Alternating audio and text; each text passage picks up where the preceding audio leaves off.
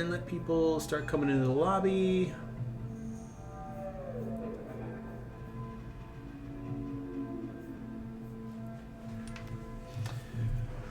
You're getting very tired and you need to lie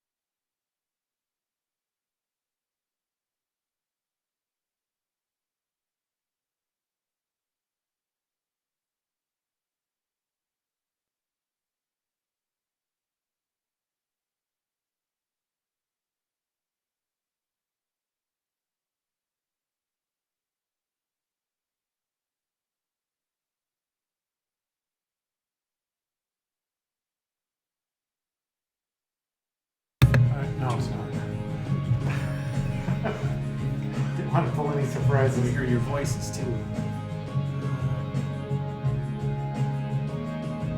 There is still time for cheesecake. Feel free. Cheesecake? Not for you, my friend.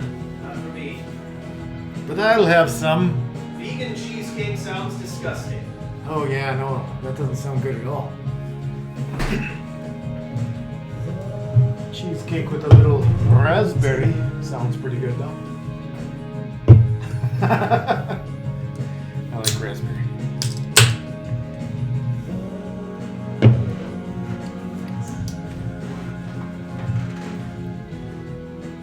Okay, what's some good prelude music? Should we continue with the church? Something a little more upbeat. Upbeat. Now that might have to be.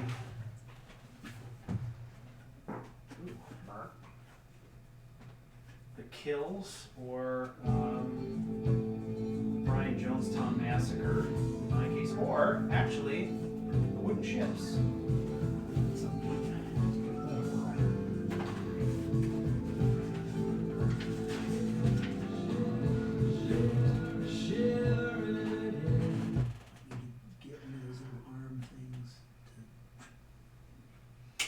Oh. My hands aren't as steady as they used to be. Really? Yeah. They have an attachment for that. Yeah, it's just a little lever, I imagine. Yep. Yeah, I actually have several Floyd albums at home. I should bring it. Yeah. Why not? Okay. I don't know what I played them on. I played them on. I played each one of them once. So unless they've gotten ruined in storage. I even have an interview album on vinyl. Cool. Time is it? 5:55.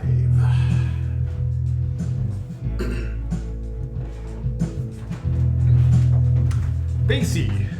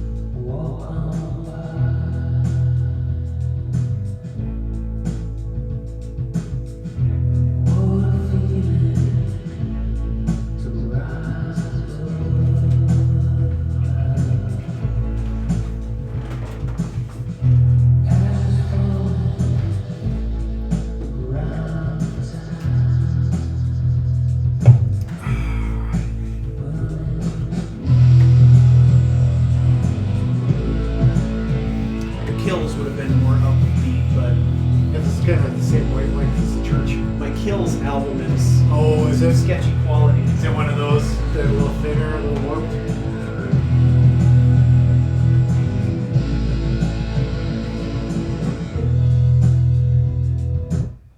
How's the, do you get much sound bleeding through from the other apartments? No.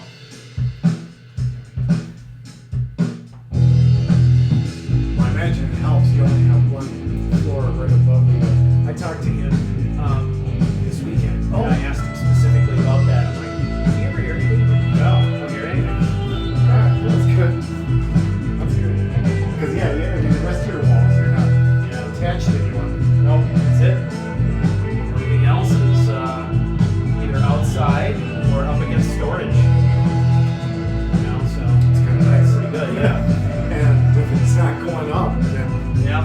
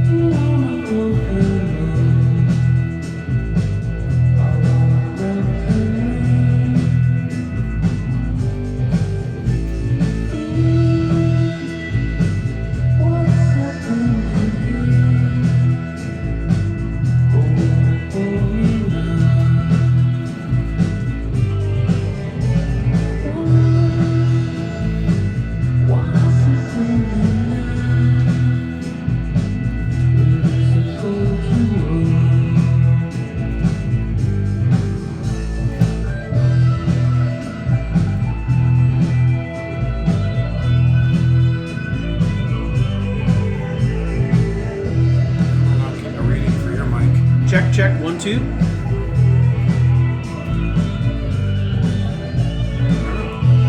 Hit this button on? Oh no, we're good.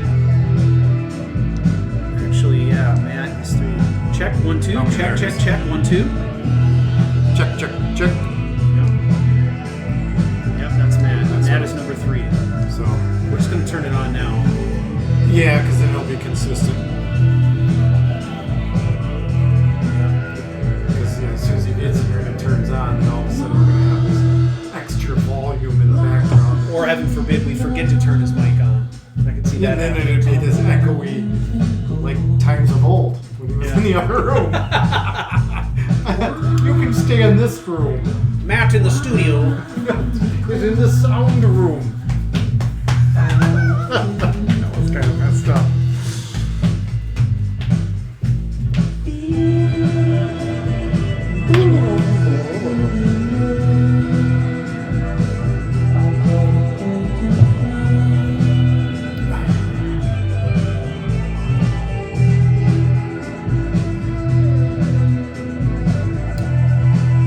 What are we talking about again?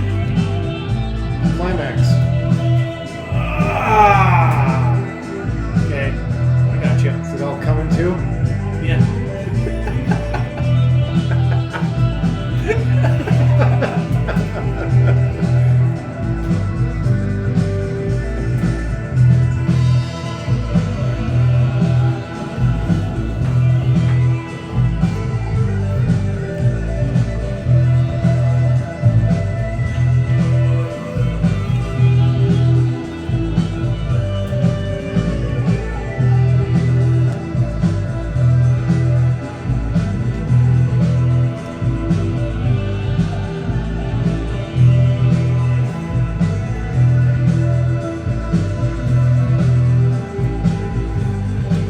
Check 1 2. Check 1 2. Checkity check. Check, check.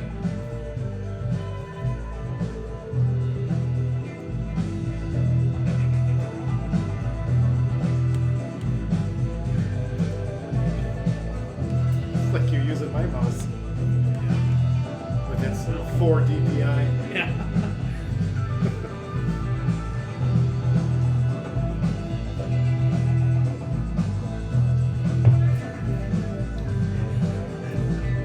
I don't know why. Very much a jam band. You gotta have the bass way up high for some reason. Yeah. A lot of the videos of these guys online, they're like in record shops, in libraries, you know, just That's kind of cool. it's kind of funny. Yeah. Like, Have you ever seen any NPR's tiny, what do they call it, the tiny studio or something like that? They bring in various artists into this, almost like this, it looks like a little section in a library, but it's just this tiny enclosed space that they perform in. A couple songs, and it's actually kind of cool. Yeah. Find it. Give us some feedback, guys. Let us know that you can hear us okay on the stream. All right. We'll be getting started here soon.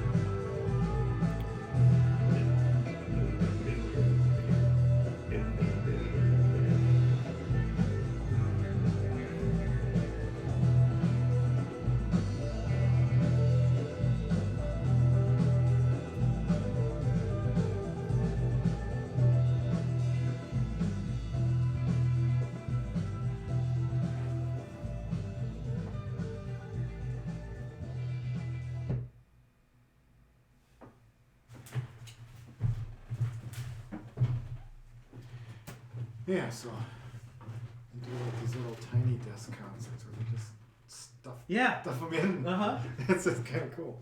That's what the one I saw of the wooden ships looks an awful lot like that. I wonder if they were playing there. They might. Yeah, I don't know where exactly they do it, but it's kind of cool. Because they've played pretty regularly at like KEXP, which is kind of like Seattle's equivalent of the Current. Right, You right. know, and stuff.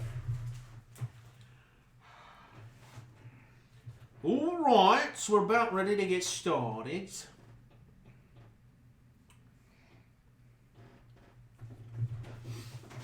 Okay. I can hear you both. Tiny Music Box Performances, says Anthony Carter. Right on. Okay, now that the music has been turned down a bit. Oh, come on. Pack it. Uh-oh. Yeah, we had to turn the music down. We were entertaining ourselves. We were waiting to get started here. Okay. So this is a podcast, right? That's what you tell me. I just show up for the food. How about we send Matt a text message and say So you can respond to it on the road? ETA. Mm-hmm. Okay. ETA. Ita. Yeah. Okay, guys. Hey, thanks for joining us tonight. It's going to be a little bit ragged here at the start. Matt's not with us yet. He's got some stuff going on at work he's dealing with. So we're going to try to get the 411 from him on what his schedule is like. If he's not going to be able to join us until later, we're going to go ahead and get started without him. And then hopefully by the time we get to reading listener mail, he'll come flying in and we'll hit him with that. With his Rico Suave voice. That's right.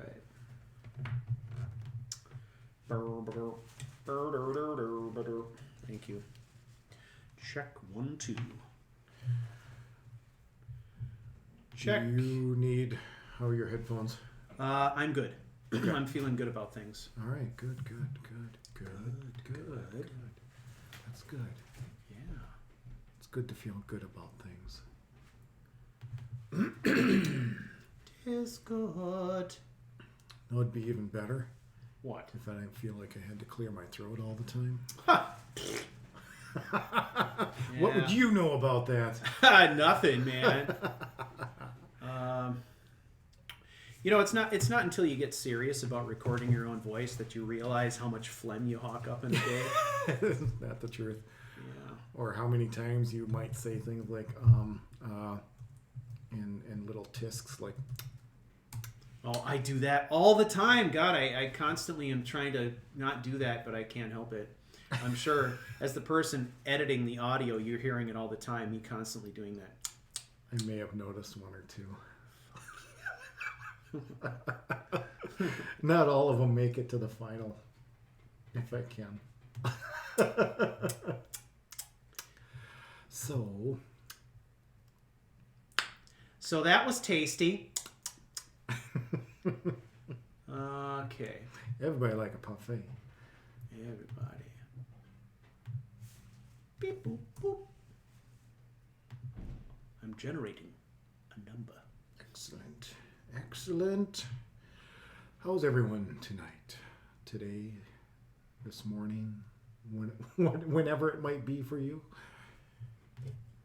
Hope all is well. Huh. All right. And as you have noticed, with all our whining, we here did make it through our cold snap, so... Oh, and there was whining. There was, because it's kind of all we got to really focus on. Mm-hmm. Okay. No, that's not true.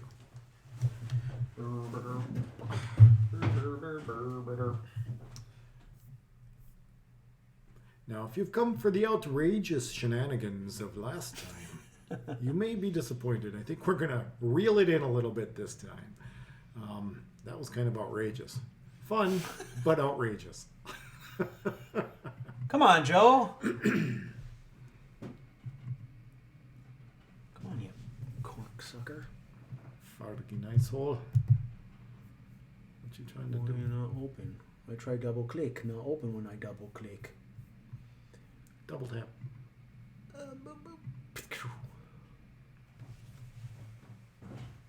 Boy, it got quiet all of a sudden. That's because I'm not talking. I know. I know. And I'm just so soft-spoken. What? What was that? All about? It's all about you. Boop. So, yes. Hopefully Mr. Matthew will be with us at some point in the near future. Leaving Plymouth in 20 minutes, I hope. He's If I hoping. need to get started, I say go for it. I can join in the fun as soon. Okay. So 20 to 30. Yes. 40 at the most. Possibly 50, depending on traffic. Jeez. Depends where he sent that from.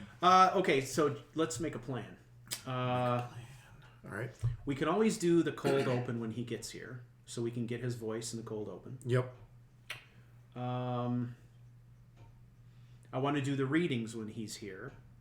Okay. So we could do the first part So of the basically, discussion. there's nothing and some we can do announcements. until Matt gets here. You're great. Correct. I mean, all we can do Wow. is sit here and drink, Matt is the linchpin of this episode. I guess. So we'll have to all make him feel really bad when he gets here. All right. Everyone just No, don't do that. Don't do sit that. patiently and let's just wait. Okay.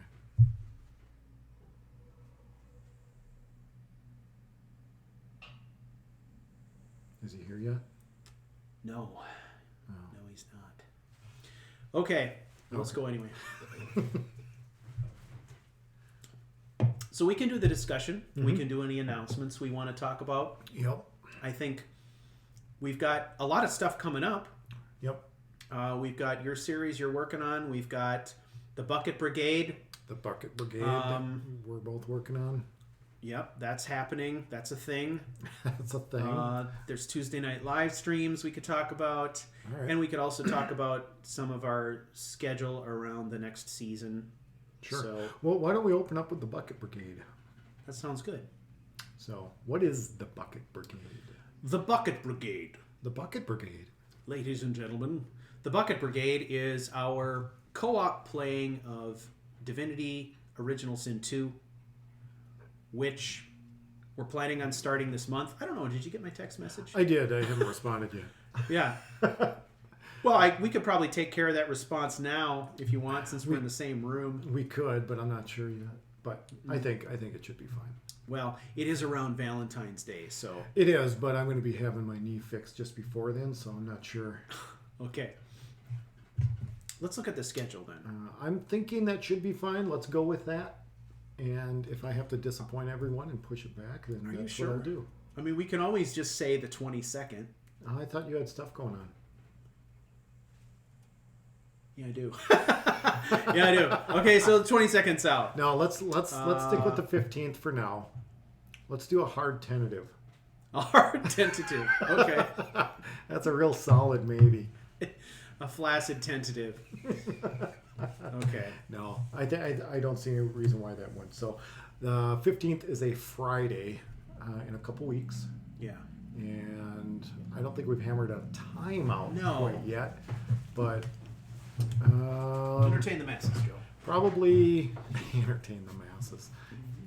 I'm thinking maybe around, I don't know, 7, 8-ish. Or no. What were we brainstorming? It wasn't anything earlier than 6 or 6:30. I think we were thinking maybe 7 to 9. Yeah, we were talking about at least 2 hours. Yeah, it's gonna be Right. at least 2 hours, so it'll be 6:30 to like maybe 9 or 9:30 or 7 to 10 at the very latest, all Central Time. So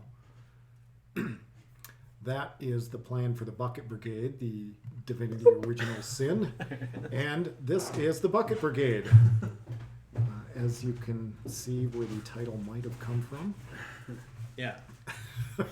So the idea behind the Bucket Brigade is 2 dwarven brothers that wear buckets on their heads. That's right. That is the theme, One of them alive, one of them dead. for which I've written a limerick. You have Yes. quite a clever one as well. Yes. Brothers we two, one alive and one dead. We got smagics and steels and buckets for heads. Right. Yeah. So it'll be fun. I think it's going to be us kind of getting to know the rules and getting better as we go at turn-based combat and Right. role play. I think we're also going to be doing a little goofing off and some light voice work You know, just Right. basically it's casual gameplay where we're learning how to play this game, and we're probably going to have one window open with wiki pages for the game as we're playing, learning how to do crafting and strategy and all that stuff. And we'll drag along anyone who wants to come for the ride. Yeah, it'll be fun. Yeah, this is something Stuart and I have been wanting to do for quite a while, and we just haven't been able to because of the limitations of my previous machine. But now that those have been opened up with a new rig, or at least new hardware that is new to me, we can do this. And the great thing is, because of how the co-op mode works, we don't need to be in the same room, so we can do this from our respective residences, which gives us the flexibility to extend the play a little bit and the time and the day and all that good stuff. So yeah, really it's just kind of making a fair commitment. Oops, I lost me. That's okay. I had to restart this so that I'm making sure it's going to be recording, but it's still going here. Audience can still hear you. So it's really about us being able to kind of use the available technology to do some, I guess, online tabletop role playing. Yep. Via video. Yeah, it should be a lot of fun. So right now, the way it'll work is that Stuart will be streaming this via his channel on Couch Warrior TV, but I might at some point set up my my end and stream it as well. I haven't done anything like that, and I haven't set anything up or even thought about it. So at first, at least, that's not going to happen, but it might. And if it does, I will probably stream it to the Twitch platform. Yep. I could use the Restream.io, but one thing at a time. Yeah, exactly. So because I've got my Panic Monk YouTube channel, but I've never streamed anything, so I don't have anything really set hard in stone. So it seems like a good opportunity to kind of build that Twitch audience, if you will, from the ground up, because I don't have any precedents really set insofar as streaming goes. Video release wise, I'll stick to the YouTube platform. That seems to be the best option at the moment, like it or not, but that's what it is. So that's the plan with the Bucket Brigade. Yeah, I'm really looking forward to it. I think it'll be a lot of fun. I'm sorry, I'm just trying to make sure that I know for sure this fucking thing is recording. When I've got the audio interface set up, it doesn't seem to be recording locally, and now I can see my battery is drained. So I need... What's this plug? Can we plug it into that strip? Would that make a difference? How was... I don't remember how it was set up last, if we plugged it in or not. Yeah. Well, I think we didn't. We didn't plug it into power. It ran off battery the whole time last time. Really? Okay. What I need to do is I need to get a DC power supply for this thing. Oh, right. So I could just run it from a wall socket. Oh, right. Oh, boy. I don't know if I got that kind of horsepower. Oh, 4 double A's? Yeah. Well, I know I don't. Hey, text Matt. Tell him to pick up some AA batteries on the way in.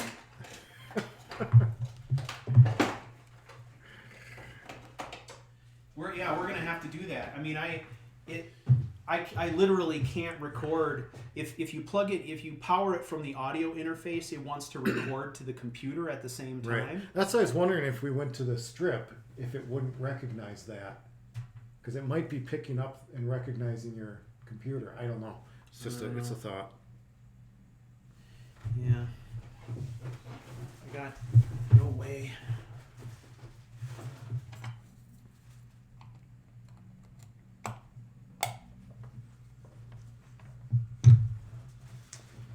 I'm going to send this, and the buzzer will ring.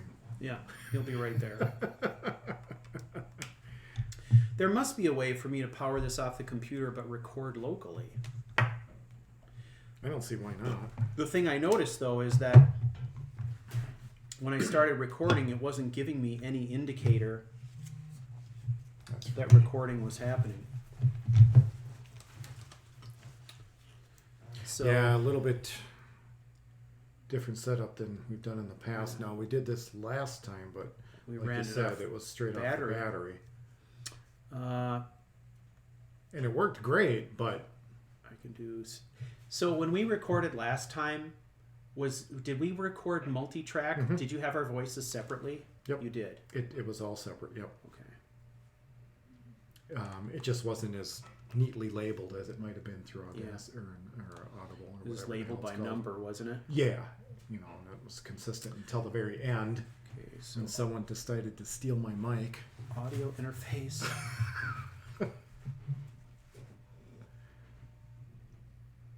PC Mac. All right. So see here, it says USB interface. Check. I'm not hearing my voice now, though. No, I'm not either. Okay. Did he reply to you? Yeah. Okay.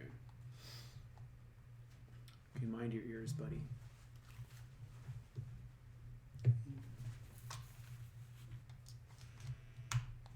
Check 1 2. Check 1 2.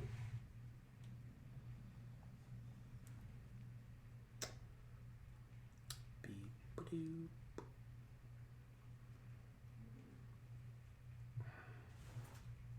Is that thing getting power over there? I Which don't see thing? any lights on that, This? on the headphone amp. I don't see any Yeah. lights on. Yeah, I got one.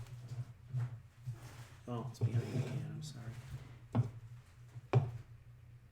Joe's can's gotten a lot bigger since he's gotten older. What a dick. But it's still firm as ever.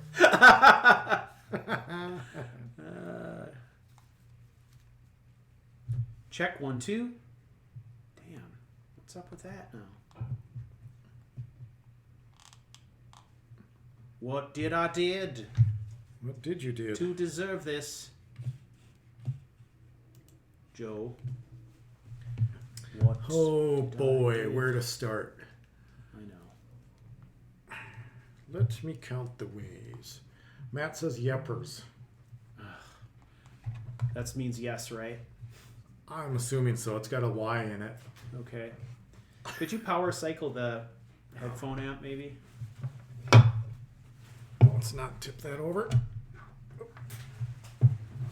Ouch! Ow, ow, ow. My can. It's not my can, it's my knee. Check 1 2. Yeah, I don't hear my voice at all now. No, I don't either. What the hell? I don't know. What's happening? Well, What's happening? it's because we're not plugged in. Oh, yeah. God. Did you try turning it off and turning it on again? Yeah? Is it plugged in? No. Well, I plugged in Matt's microphone and I still can't hear myself. What the hell? What the actual? Uh, Okay, almost. Professional in every way. Professional isms. There's probably a way in the menu here that I could set this to record to the SD card. Mm-hmm. Um, But you don't know it. Well, that's what we recorded to last time. It did, but that's because we It were wasn't running out of plugged battery. in. As soon as you plug in this cable, it gets wants all to go to the confused. Mac. Yeah, Yep. it's getting all confused about where it's supposed to be recording to. Okay. Matt. What's the problem now? Just finished my meeting. Blah, blah, blah. Do either of you have an extra backup battery for For your what? cell phone? For the cell? What?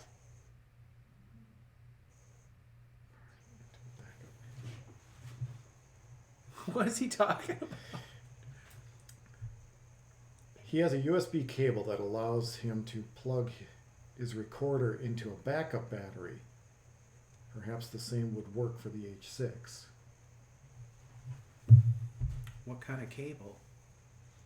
It just says, I don't know. I have no idea. Or we could just get batteries. We can just get batteries. Yeah, I don't know about that. Well, unplug it from your USB, not that one, from your machine. Yeah, I want to try my theory. you're dead set on checking your theory. I out. am. Because why not? Because, you know. Can't get any worse, right? Can't make it worse. Anything times 0 is still 0.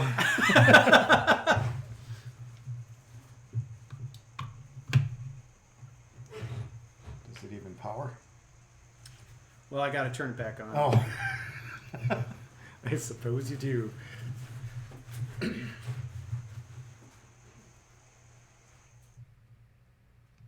What was that? What? Oh, that's your heating system. Yeah. Okay, I can hear me again. Yeah. See, the problem is, like, when you're on battery power and you hit the record button, you get a big interface here that says, you are recording, and it's counting. I see. Here I press this button and Nothing happens. diddly squat happens. Okay, So, well, so much for my theory. yeah. So that isn't gonna. I mean, his battery thing isn't gonna. His phone power thing isn't gonna help. So Yeah. because it's no different than this. No different. No different. Well, I can always raid batteries from my Xbox controller. That's 2. That's 2. I've got none. My beard trimmer, that's 3. Shit balls. You don't have a wireless mouse either, do you? No, No. I don't. My remote is AAA's. Yep. Yeah, I don't know. Well, this is, I'm sure, is super fun for y'all, but Yeah. that's what you come here for. To watch the sausage making. Too bad it's always so bitter. Really bad sausage. It's the worst. Direct. This is all monitor stuff. Monitor. Fucking monitors. Oh, I know it's the mixer. Mixer off.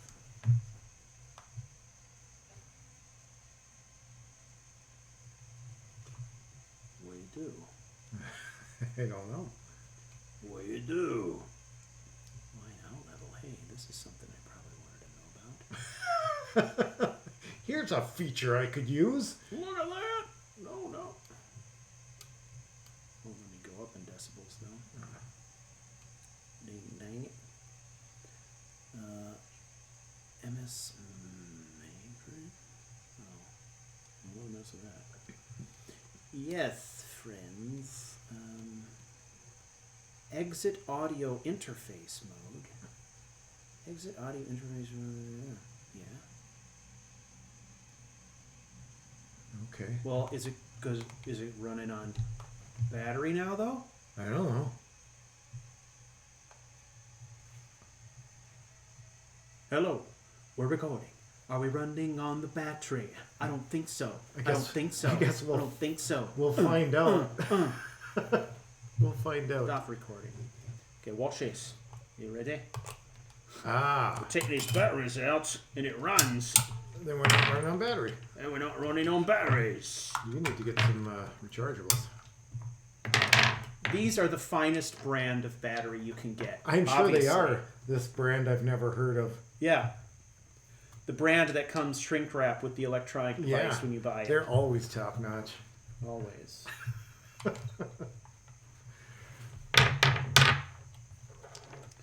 Okay, I think...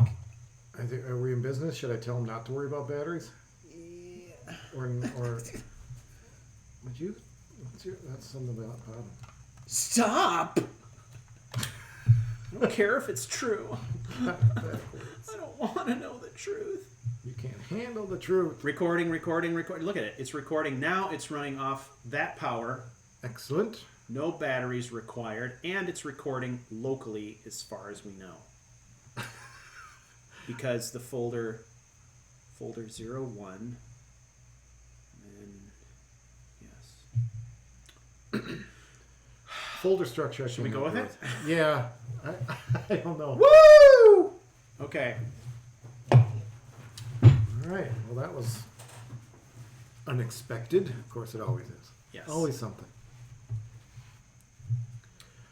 All you wonderful people wouldn't know what to do with yourselves if you didn't have to watch us battle through some kind of problem. Yes.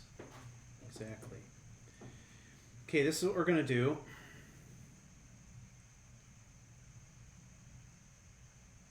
Are we going to put Matt on speaker? Yeah. Is he going to know it?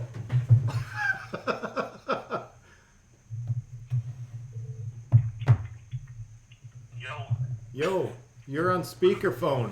You're on speakerphone, on the air, live. Sweet. I love speakerphone live on the internet. Hopefully I'm not going to fall over in the parking lot then while I'm broadcasting. No, you're fine. You're flat on the table. Okay. Those of you who are... Oh, boy, we got to put the pop filter on. Hang on. Hey guys. What? All of my truck doors are frozen closed. Yeah? Is that a problem? I can't get in my car. Oh, no. Ladies and gentlemen in the live stream, just can you confirm, can you hear Matt through the microphone in the middle of the table here? Just let us know. Oh, please let me get in my car. Oh, my God. Oh, my word. Are you, like, covered with ice? Is that the problem, or? Well, the whole... Yeah, I'm leaving work. Everything is covered with ice.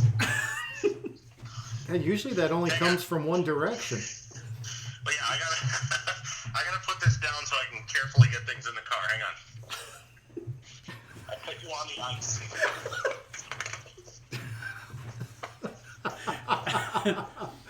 So, yeah, we went from negative 28 temperatures Yeah. to, I don't know, upper 30s. And then today we got around freezing with mist and a little moisture, and then the temperature dropped again. So everything's Super fun. covered with ice. So that's cool. That is cool. Everything okay? I just like listening to that. All right. Can you still hear me? Yeah. All right. Now I'm in headset mode. Ooh, Okay. right on. I can barely hear anything you're saying, but that's my own fault. Just a sec. I don't know about the rest of you, but this is entertainment. Oh, for God's sake. Entertainment. Okay, so you already know this, but it's 4 degrees. It's God, did it windy, drop it's that much? icy. I haven't checked the temp. Man, bad day for me not to wear my jacket. Yeah, I know. Well, so what you're saying is you're in a perfect situation to do the cold open, Matt. Oh, dude, I can see my breath. I'm ready for a cold open. All right. Well, let's do it. I've got 8 degrees, Matt. Thanks. All right. Let's get it set up for success here. It's far too late for that.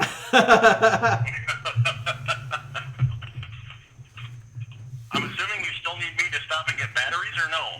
No. No, we figured it out. We just had to scroll through the menu a couple different times. Oh, okay. To do not transfer through USB or something? All right. Yeah, I don't know exactly what we ended up landing on, but it works. Well, we think it does. All right. Well, good. Then I won't stop and buy you stuff. Hey, you could still do that. Something's Some dessert would be happening nice. now, though. Something wrong. Uh-oh. Can you hear your own voice? Yeah. I can hear you good. I can hear myself. I can- No, I can't anymore. I can hear me. Did you get unplugged? Oh. All I did was try to move his microphone closer to that microphone, and now I've lost. Hang on, I had a little Dukes of Hazzard moment there. Yeah, careful. It's icy out. I hear that. check I hear 1 that. 2, check 1 2. Yeah, I can hear you loud and clear. I can't hear anything. You're plugged in. Oh wait, now I can hear it. Oh, did it just? Yeah. All right, don't touch. Okay, Matt, give us a sound check, would you? Hey guys, this is Matt. I'm calling from a really cold truck on a really icy road. How are you? Holy crap, I'm sliding. Okay, that's better. Okay, All right. here we go. Just let us know when we need to call 911 and where you're at. Yeah, just dial 911 and wait, okay? Do you have 4-wheel on that? Say that again?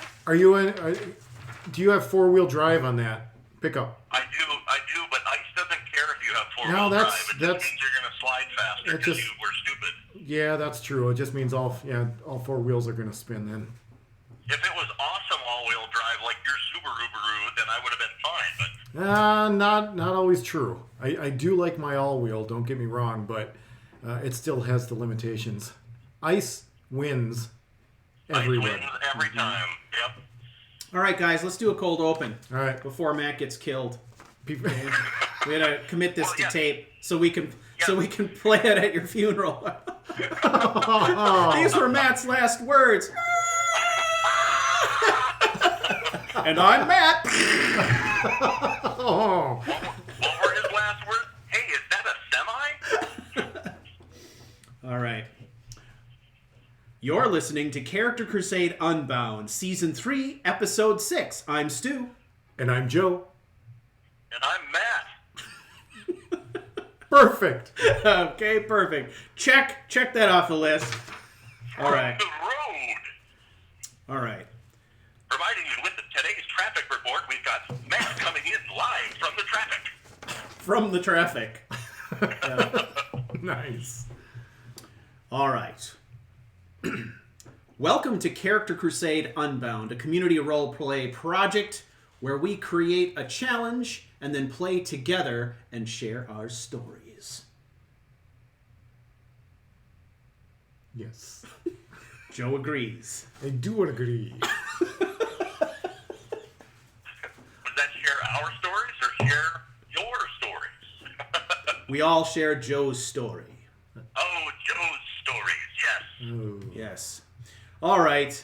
Well, we know that Matt is on his way, and very soon we're going to hear his voice in luscious stereo.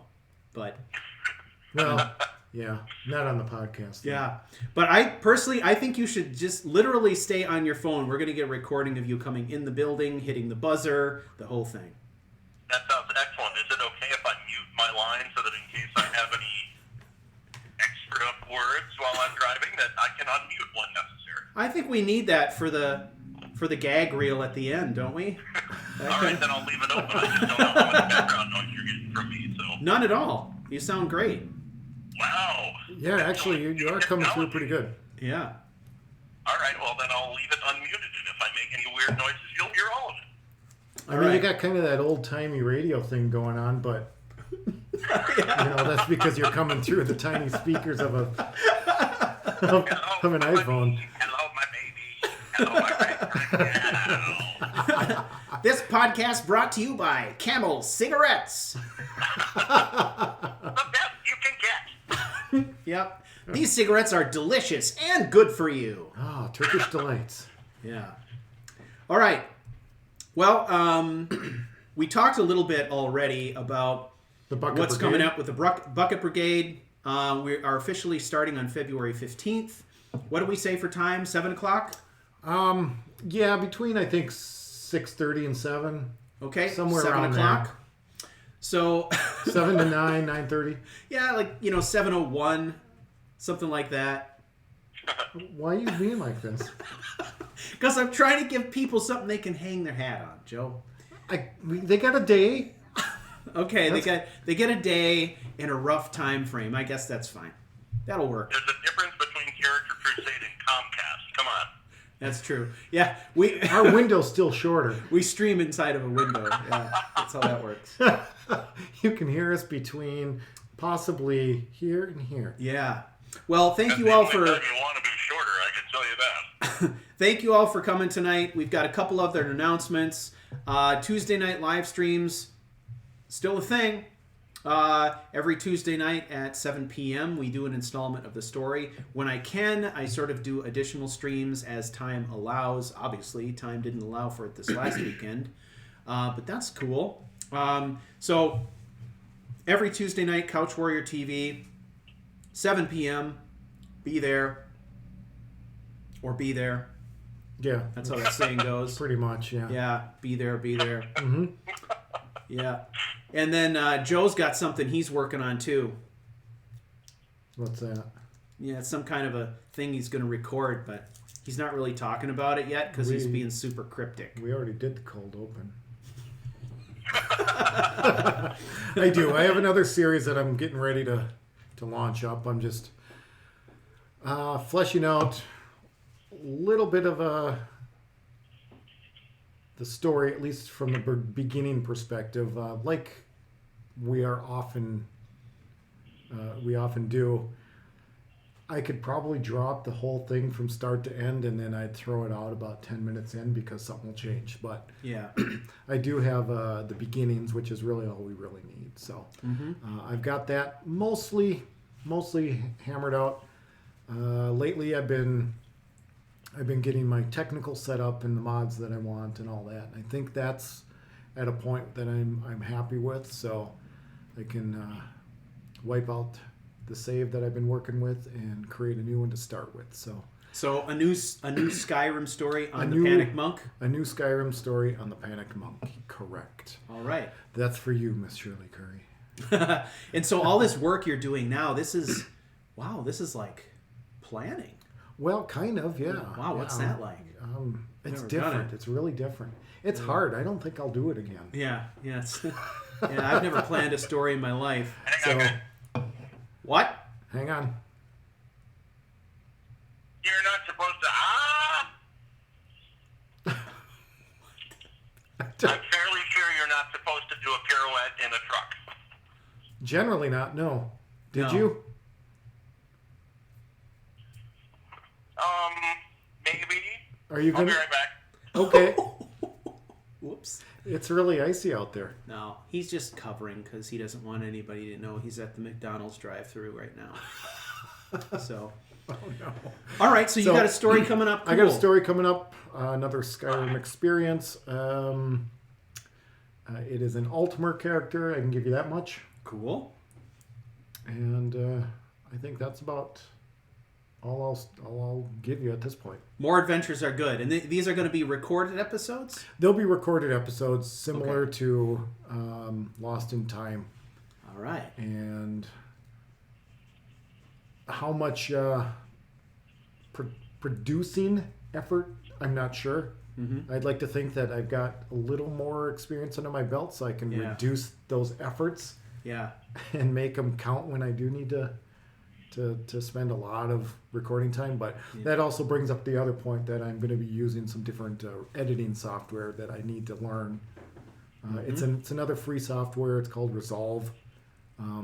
Dirty Weasel actually turned me on to it, so it looks like it's going to be a really solid editing tool.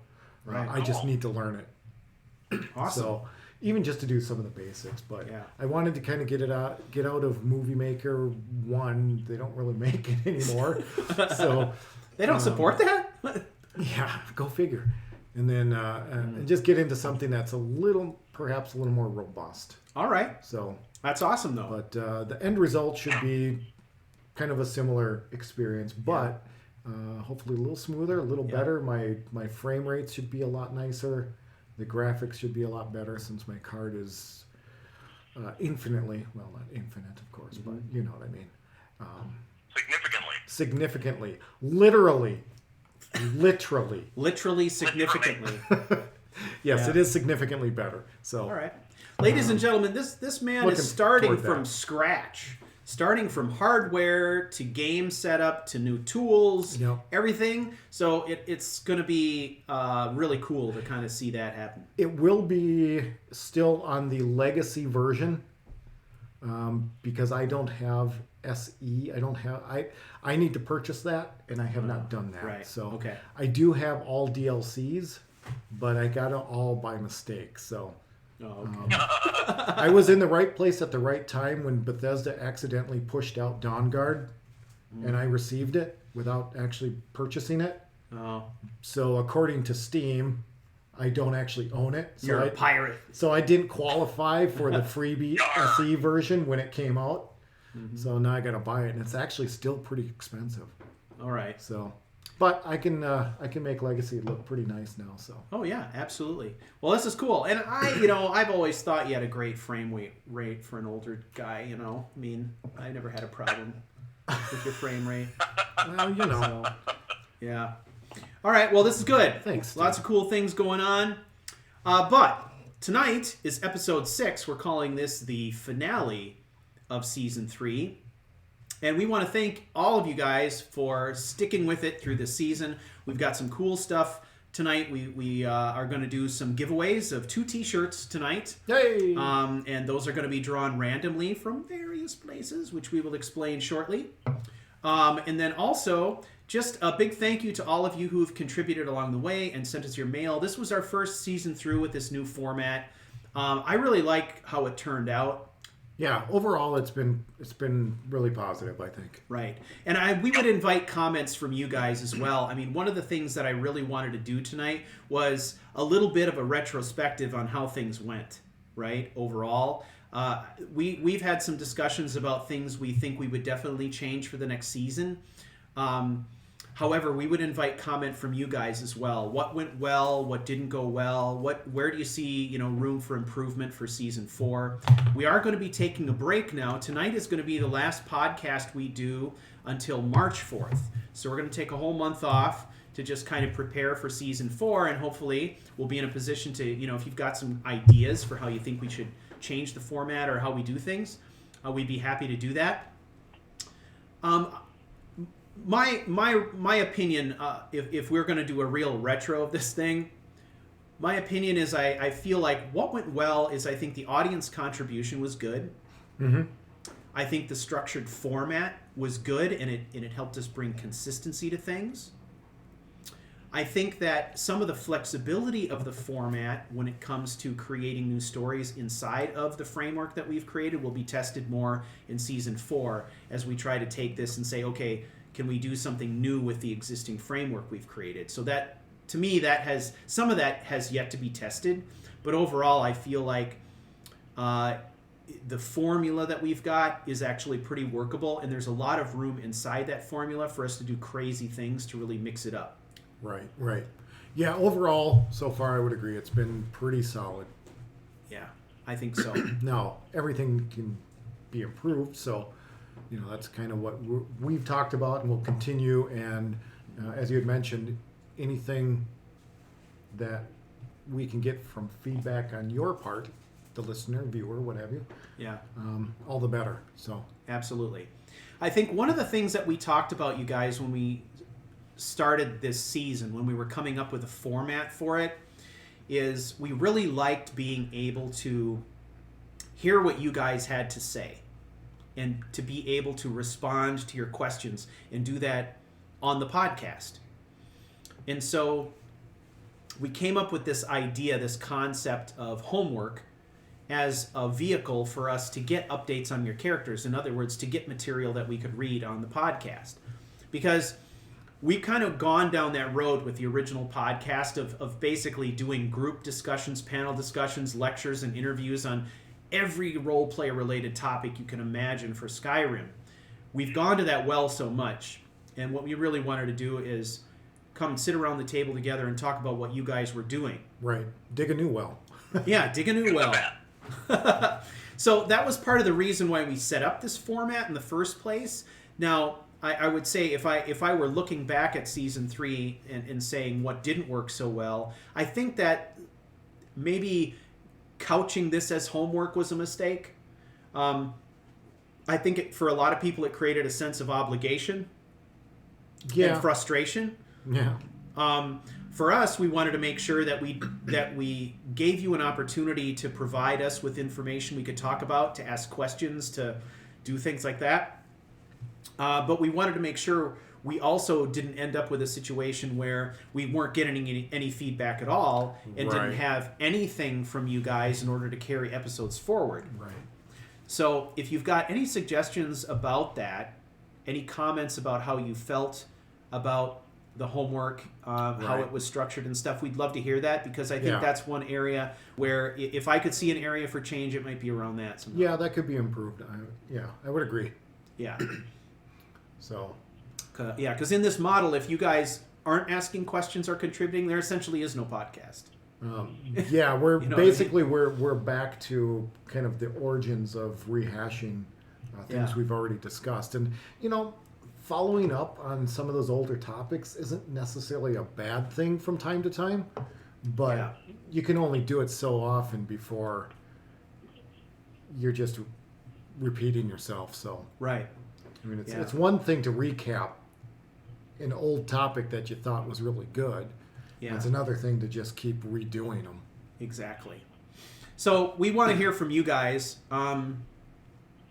Getting the character updates and all that kind of stuff is a great way to sort of facilitate a discussion around roleplay, but there are certainly other ways that we can do it too. And part of the idea around providing a t-shirt at the end of the season, doing a couple drawings and stuff like that, was an additional enticement to get people to participate in the process. But if submitting a piece of homework based on your role play is too much every 2 weeks, there are other ways that we can do it and other incentives we can provide for you guys to ask us your questions and say, hey, if we were going to have a podcast about Skyrim, role play, mods, all these topics we love so much, what is it you'd like to hear us talk about? Yeah, pretty much. We've posed those kinds of questions before and not gotten any feedback. However, maybe there's a better way that we can do that. Right. Yeah. If you guys have anything to say about that, certainly let us know. Maybe some kind of combination of your personal playing experience, and then couple that with some areas that maybe you weren't sure how to handle. That I don't know, just kind of thinking out loud, but exactly. There's definitely ways that we could improve that. Yeah. And we would thoroughly enjoy to get your input. Yeah, definitely. So feel free to let us know. You can let us know in the comments here on YouTube. That's fine. And also go to the forum, I imagine. Yep, you can get on Discord. Let us know on Discord. That's always a surefire way to give us feedback. We definitely welcome that. Do we still have a form on the website for that kind of stuff? Yep. There is a submission and feedback form on the website as well. If you scroll down to the bottom of any page, you'll see a link that's just a contact form. You can put feedback in there and send it to us. We'll get it that way too. Yep. So whatever you like. A couple different ways. Yep. All right. So what I like to do now is I'd like to talk a little bit about the prizes that we're giving away tonight. So we had two prizes. One was we were going to do a drawing for a t-shirt, and if you submitted any homework at all for any episode throughout Season 3, you'd be entered in that drawing to win the t-shirt. Okay? The other one was because our podcast is sponsored by Lost Barrow Brewing and Draugr Lager, they were offering up a t-shirt to one of our fans who went to their website, lostbarrow.charactercrusade.com, I think it was. That sounds about right. And sent in a submission form with a promo code Dead Beverage. Well, we had... Barrow. That's right. We had a lot of people who submitted, and I would like to announce the winner of the t-shirt drawing for the Draugr Lager t-shirt. That is going to be our good friend Karn114 Hey! wins the Draugr Lager t-shirt. Congratulations, Karn. Congratulations, indeed. That is a major accomplishment. This could be a fine t-shirt. Also known as Demorg. Demorg is the winner of the Draugr Lager Congratulations, Demorg. Yep. Now we're going to be talking, we'll be announcing the winner of the Season 3 t-shirt coming up here shortly. The Draugr Lager t-shirt, if you win that, you are eligible for a Draugr Lager t-shirt only. So, Demorg, what you're going to want to do is go out to shop.charactercrusade.com, take a look at the Draugr Lager t-shirt design there, and determine what size you want. You'll also notice that if you go there and use the special interface we have in there for t-shirt selection, you can choose the color of t-shirt that you want as well. So we will be contacting you by email. You'll get an email from us tonight, and it'll basically be fill in the blank, and we'll be saying, you know, here's what we need from you. We need the style of shirt that you want, or the size. It's going to be a Draugr Lager t-shirt, but we need the size and color, and then we're going to need your shipping address, and we will send you a t-shirt for free, okay? So, we will send you an email tonight. Keep your eyes open for It's not that. like a Henry Ford thing where you can have any color as long as it's black. No. Only triple black, nothing else. Yeah. Hey, gentlemen, Yes. pirouettes and McDonald's aside, I do need to stop and get some food, so I'm going to mute you for hopefully a couple minutes. I'll be right back. All right, see ya. Do it. All right. So he was in McDonald's parking lot. I knew it. I was not in McDonald's. Thank you very much. I heard you about the McDonald's thing. I was trying to keep the truck on the road. I guess mute only goes one way. I guess. Mute him, quick! Mute. Okay, so congratulations to Demorg. We are oh so happy for you, and we can't wait to send you one. Maybe we'll get some pictures of him sporting this T-shirt Of in said Discord, Apparel. or at least an unboxing video. Ooh, there you go. That'd be pretty sweet. An unboxing video. All right, hang on. Now we've got the winner of our Season 3 T-shirt coming up here as well. All right. me go and Unboxing, check would that that be out. just like hugging and stuff? Yeah. Because you're not like hitting each other? Exactly. It's unboxing. It's unboxing. It's love. It's love. That's right. Alright. That's the list. You is checking the magic list. Generate a number. How many entries are on there? 18? I can't tell. It's too tiny. Too tiny. The font is too tiny for me.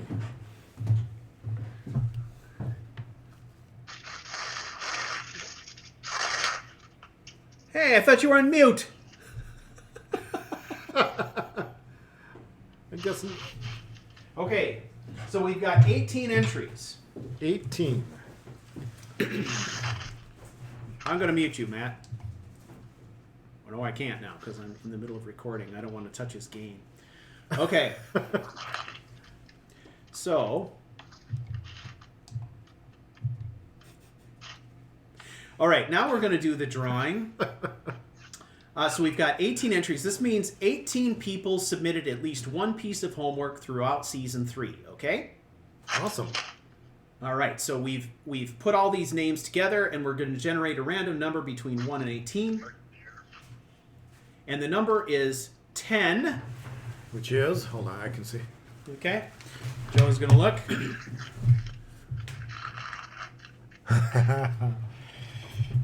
Who is it?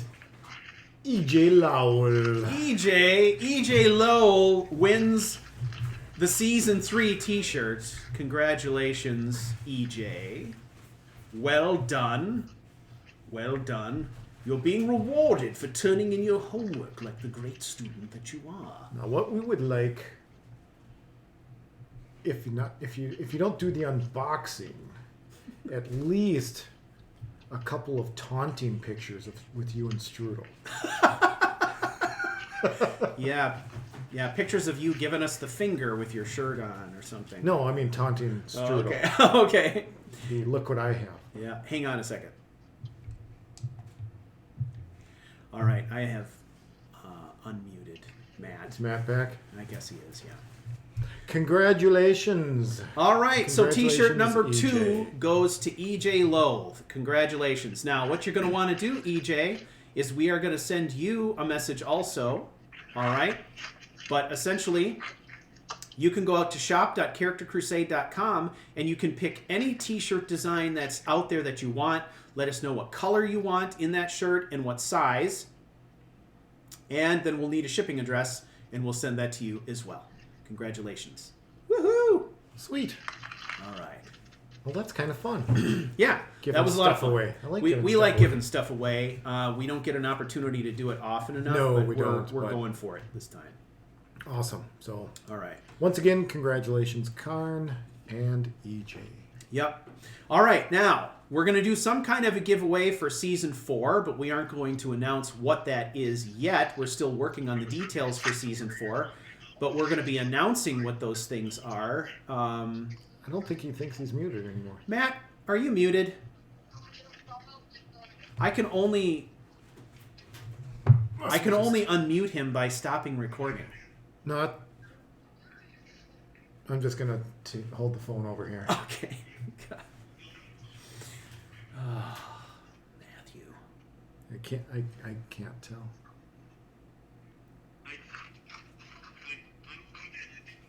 Yeah, he's not muted. Yeah, no, he unmuted himself unknowingly, I think.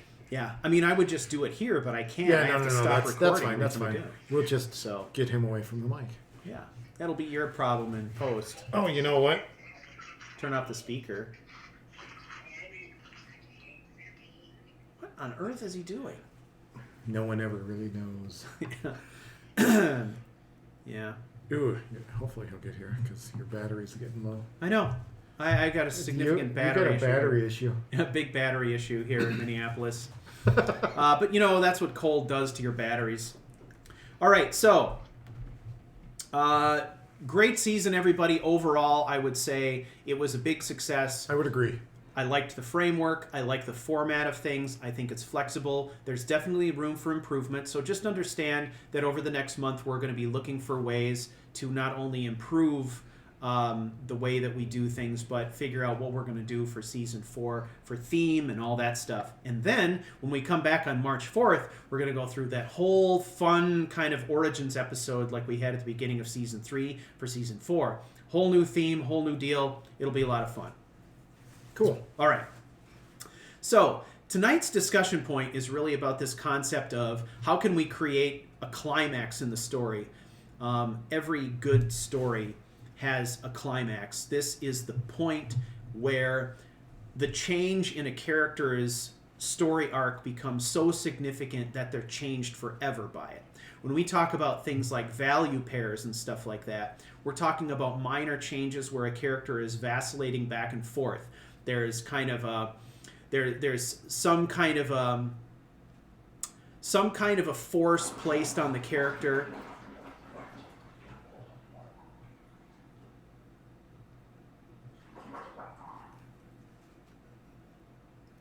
And in response, there's a character change. Okay, that's going to be a nightmare, but It'll be fine.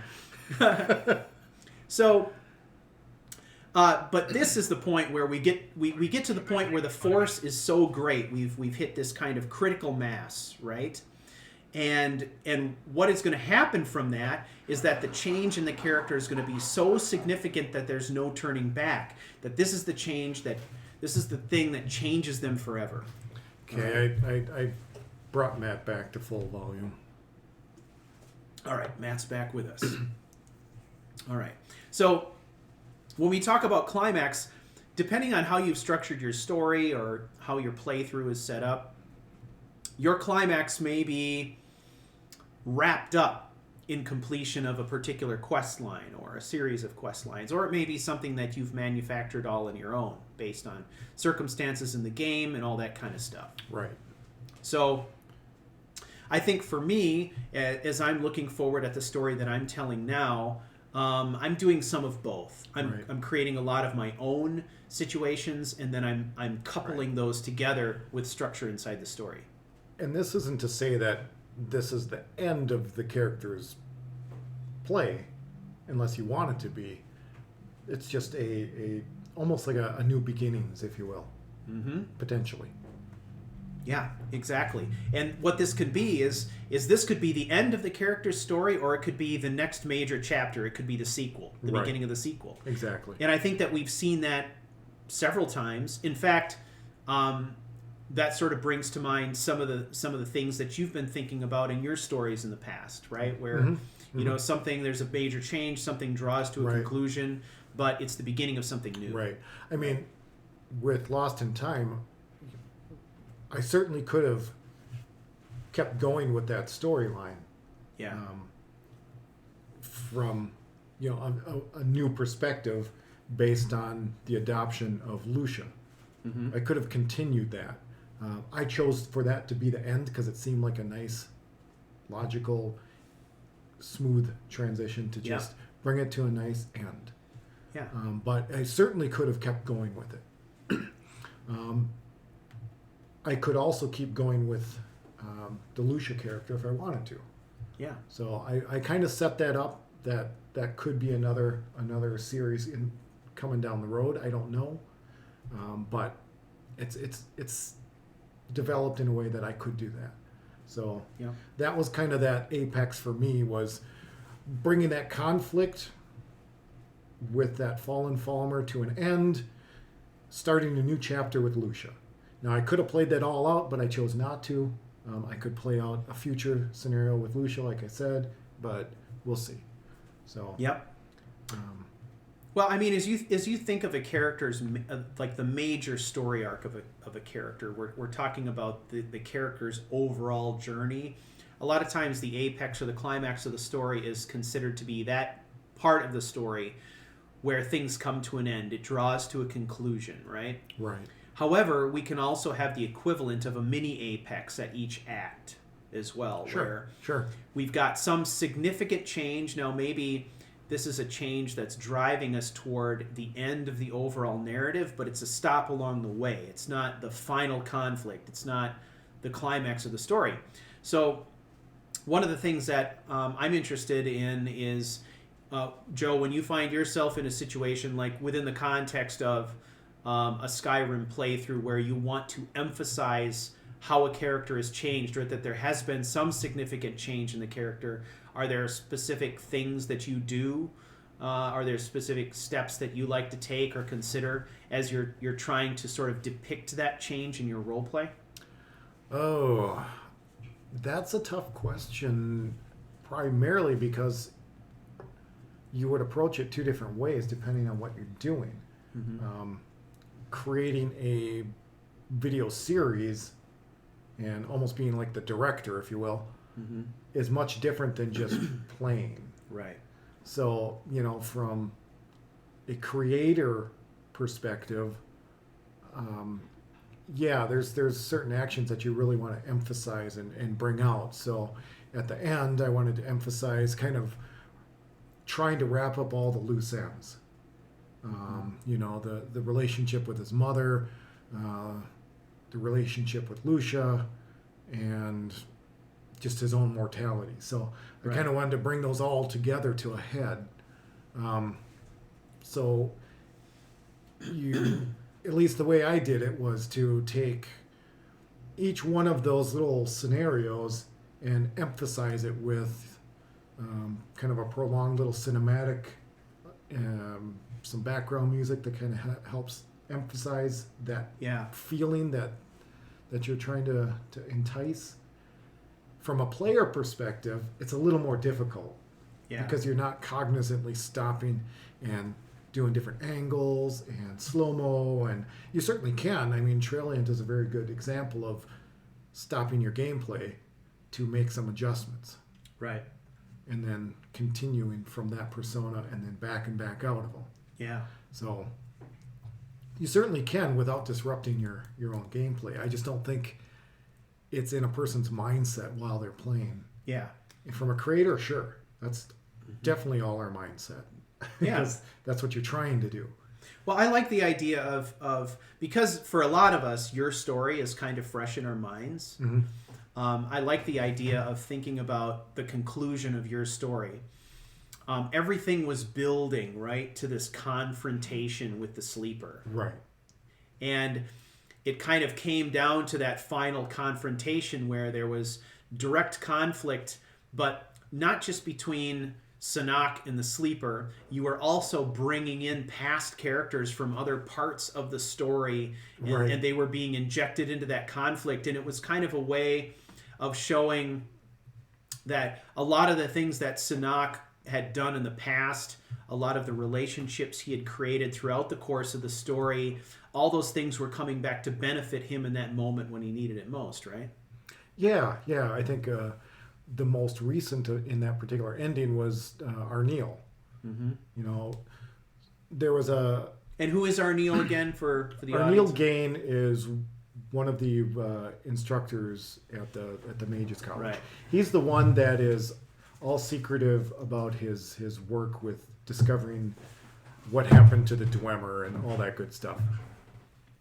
So, as many of you probably know, that when you go through that process,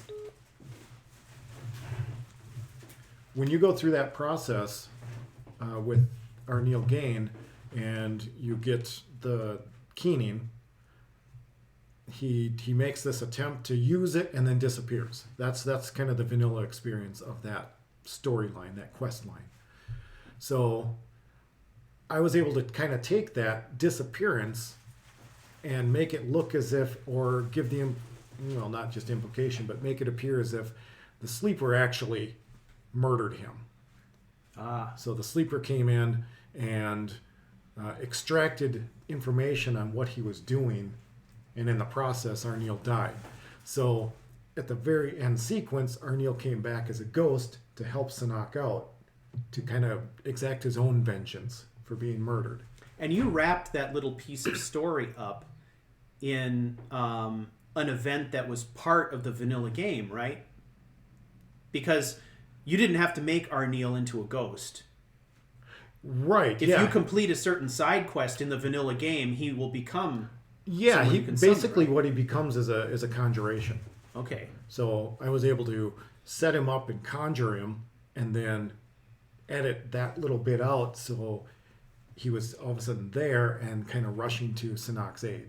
Right. To distract this banished one. Now, we've referred to that protagonist as the Sleeper, and I think just a little backstory on that. If you're not aware or not familiar with the Sleeper, that is actually an old antagonist, or protagonist rather. Antagonist. Excuse me. Yeah. Antagonist that Stuart created some time ago For the during Five Fables. His Five Fables.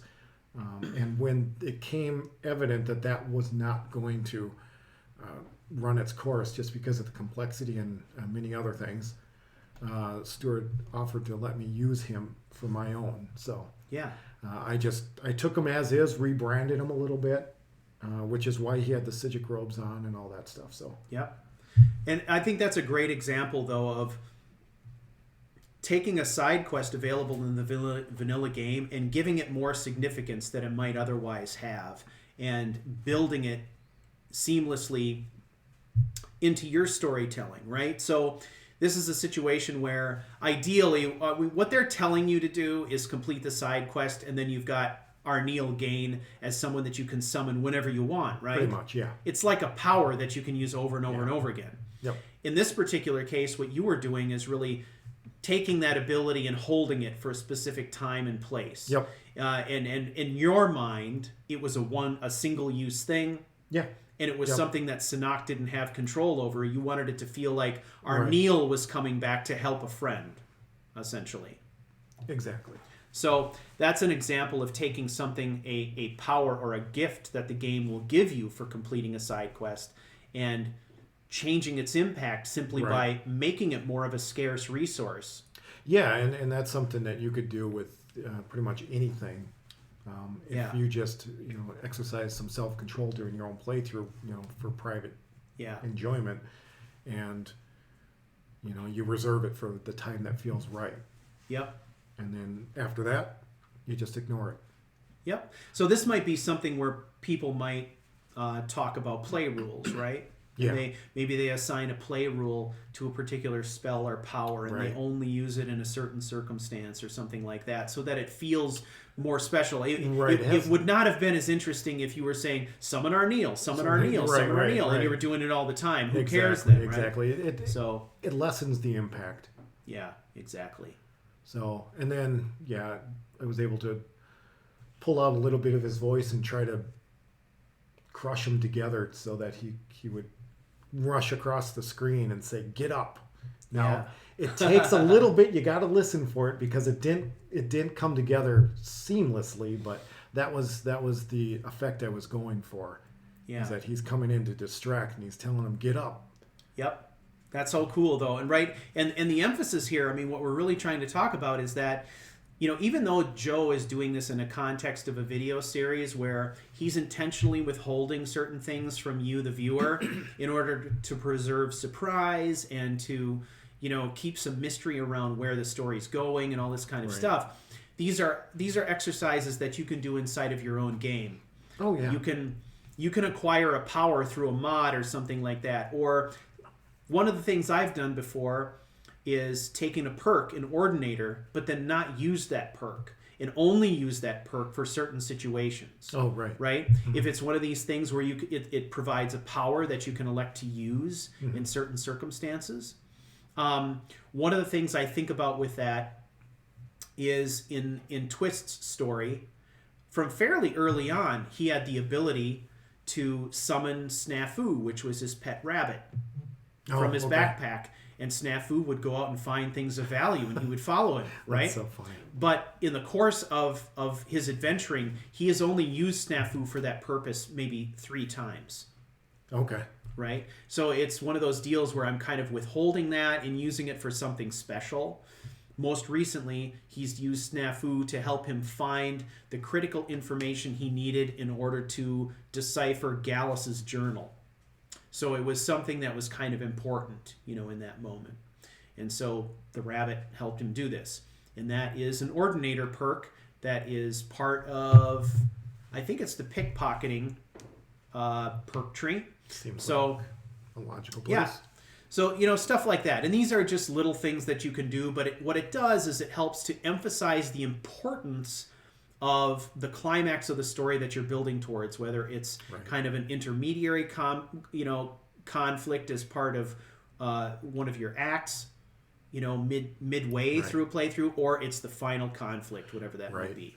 And yeah, you can choose obviously any quest, major or minor, to be that apex of that piece of your story. Yeah. Whether it's defeating Ancano or what have you. Yeah. It really depends on the story you've got going on in your head for that character. Exactly. And maybe it's beating a specific bandit chief. That's true. And the other thing that occurs to me is this was done somewhat in the passage where I just took the fact that the Reach is filled with Forsworn all over the place, and I pulled all of those different locations and encounters together into a cohesive story. But you could also do the same thing with a lot of different things. So the Thalmor make appearances in a lot of different quest lines. Yeah.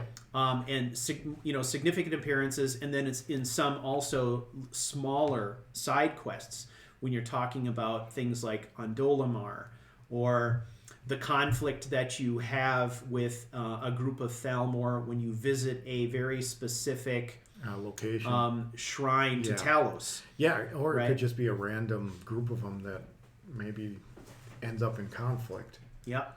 I mean, it really depends on the dialogue that you wish to choose if you engage them. Yeah. So you may be thinking to yourself, I want to create a story for myself that's centered around conflict with the Thalmor. How can I do that? Well, you could play the Alduin quest line up to the point where you infiltrate the embassy, right? Mm-hmm. You could play the Mage College quest line up to the point where you confront and eliminate Ancano. Right. You could do the side quest for Ondolamar. You could do all these different things, right? Now suddenly you find yourself in a position where you can find creative and interesting ways to tie all those encounters that are part of larger disparate quest lines into one thing. Mm-hmm. you know, and you don't need to complete those other ones. Right. You kind of tie those items together in your own way. Right. And that's the kind of stuff that I find myself doing all the time. I'm cherry picking different things. Right. Yeah, So- another example could be, unless you've got the Organized Bandits mod, you could do kind of that similar concept with the bandits, because how many of them? There's a lot of them that end up kind of camped out in these mines. Yeah. You know, maybe you tie in that aspect of it. Maybe there's a larger picture that, you know, kind of a kingpin, if you will, that's controlling all these, and they're trying to get the mining monopoly or something. That makes sense. You know, any number of things. Yeah. So these are the kinds of things we're talking about. You're trying to craft some kind of a climax in the story for yourself, and that'll be a combination of different things. First of all, pulling together some events that you think would be significant enough to feel like sort of a character-changing, life-changing event, Right. but then also adding additional gravity to that event by souping up the experience, by, you know, creating play rules for yourself, withholding powers for special occasions, and then also doing things like using different mods and changing up your armor and your play style and you know, your face paint and all this stuff to kind of emphasize the character changing over time. Right. Yeah, that right? physical appearance. Yeah, so these are all things that you can pull together to kind of culminate in a much more powerful climax to a story than simply following the quest line through and killing Alduin. Right. You can make that experience with Alduin feel so much more powerful, and that's what we talk about when we're talking about this, Right. the apex of your story. And it might seem a little corny or maybe cliche, but a lot of times you'll kind of just know Yeah, when that time has come. yeah, I mean, at least I do. I've done that with, you know, whether it's D&D characters or whatever, but you get to a point where you just kind of know, all right, we're done, or we've changed a leaf. yep. Our character has changed significantly for whatever reason. Yep. So, Well, I think that's a good discussion of Apex. I mean, that's what I think of when I think of the climax. And, you know, there's a lot of different ways that you guys can do this. We've certainly seen a ton of creativity from you all this season. These are some suggestions that we have for ways that you could build a climax for your character. And I think we've touched on a number of different, you know, threads you could pull together to make this happen. So I think next we are going to go to the last and final homework submission for Season 3 of Unbound. So stay tuned. All right. So I think what we're going to do, ladies and gentlemen, is we are going to take a little bit of an intermission here. We're going to wait and see how far out Matt is. The next step for us is we want to go through all of your final submissions. We'd love to have Matt here to help us do that. So thank you all very much for your time and attention. We'll be back shortly, okay? You can leave it on if you want. what's that? You can leave that mic on. All right, I will.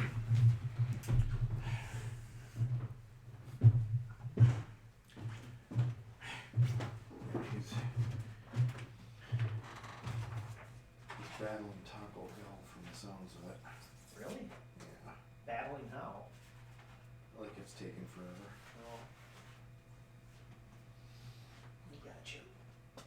Let's see. The drive-thru's broken. Oh, that's Highway West. And he went in, looks like. So he found out the drive-thru was broken at about 10 after 7. It's 7:18, and he's still thinking that maybe he should make his own tacos.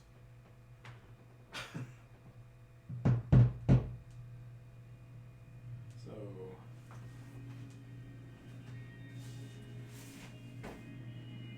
and I don't know what Taco Hell is. So I have no idea how far out it is. But I'm gonna use the restroom.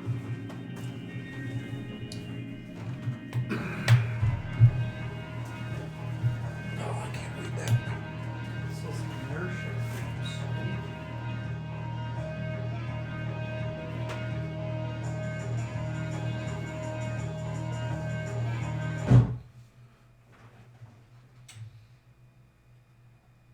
Massive Attack doesn't label their records. Oh. Drives me nuts.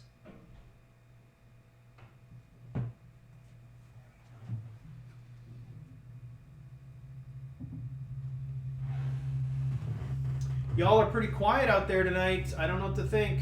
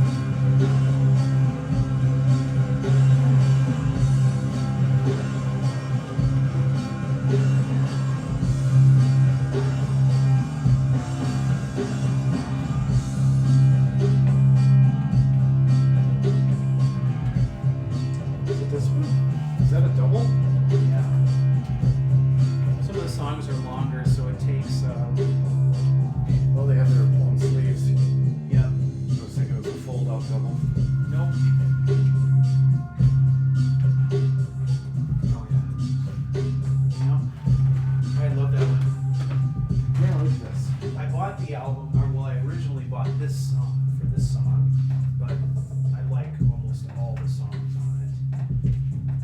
There's a lot of songs on here I like better than this one. It's Rising Sound.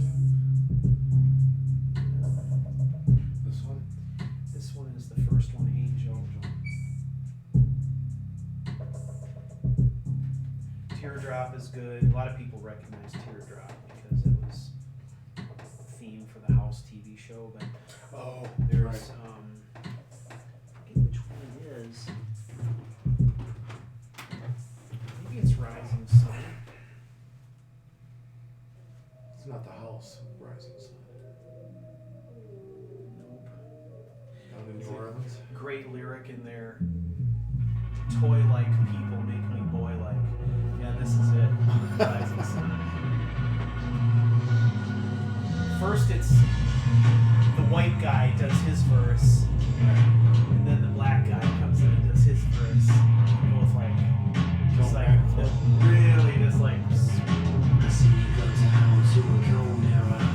It was never clearer in my era, so you make a shine on your forehead door. Checking by the signs in the corridor. You're on my way through the club maze. We will struggle through the tough days. Did I tell you that this guy, that there's conspiracy theories about him being based? Oh yeah, This guy. All right.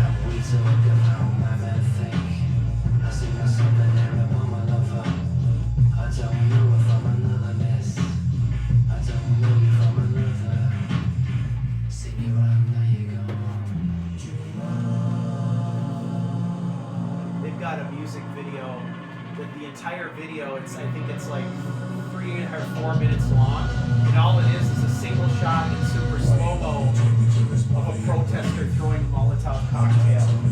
Oh wow. Okay. That's interesting. It's really cool.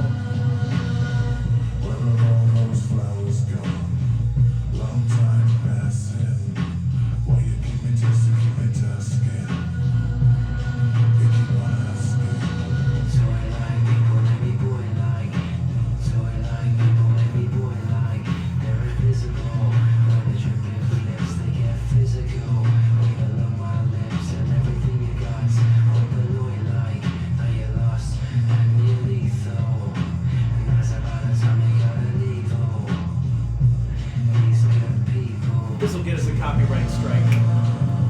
You think? Oh. Yeah. I have had fragments of songs far in the background of videos with all kinds of noise over the top that got named. Oh yeah, I don't know what kind of algorithm they run, but man, it's sensitive. Oh my god.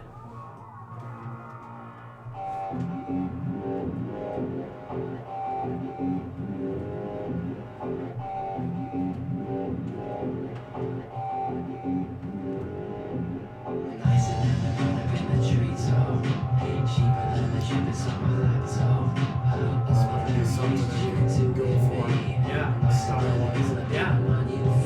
Yeah. It's one of those I'll know when I hear it. I think I might be hearing it. Yeah. Yeah, listen to maybe some of this and see if you can find related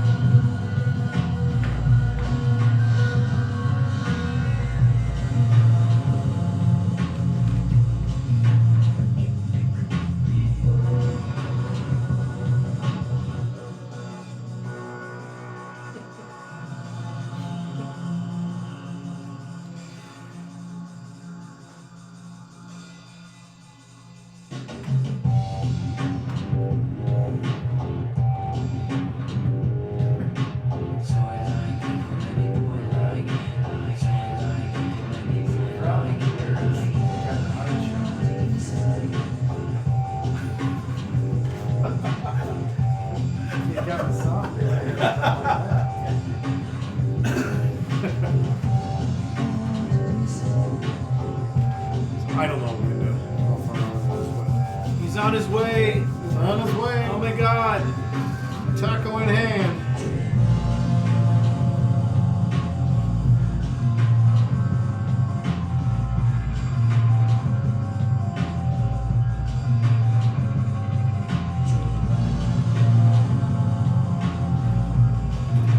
Yep, this is all vinyl, baby. Stu's got himself a new hobby. Yeah. Small collection though. That's alright, you gotta start somewhere. Yeah. All things I like though. Well, that's Yeah. probably the best way to start. This is the house theme, Oh, yeah. which is not the house theme. Which is not. House came second. True.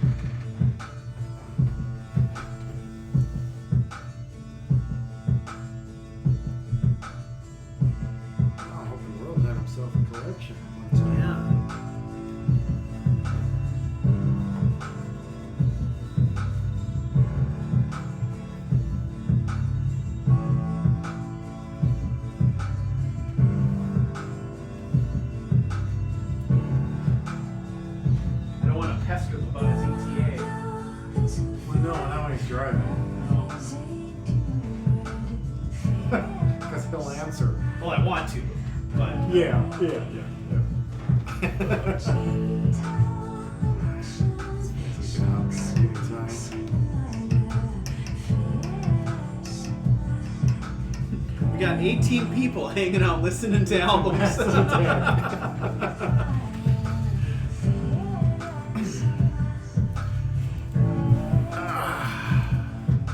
Smooth.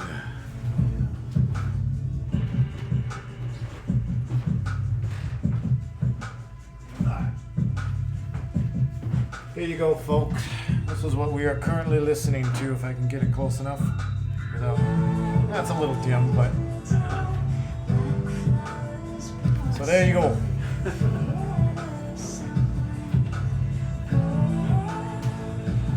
Camera show? Camera show. Now we'll never get it back to where it was. Nope.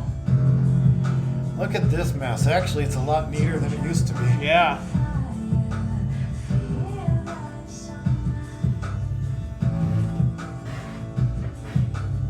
So now it's never going to be right. That looks about right. Oh, that's close.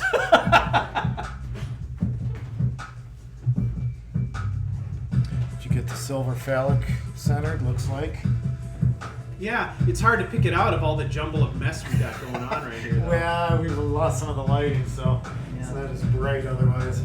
You might want that straightened out by the time it gets here. Thanks for coming back, everyone. Hanging out, sticking with us.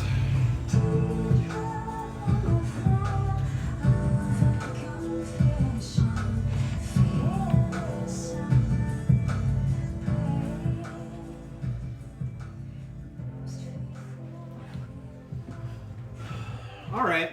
I'd ask how everyone's Super Bowl weekend was, but I just really don't give a rat's ass about the Super Bowl, so Yeah. I guess how was your weekend?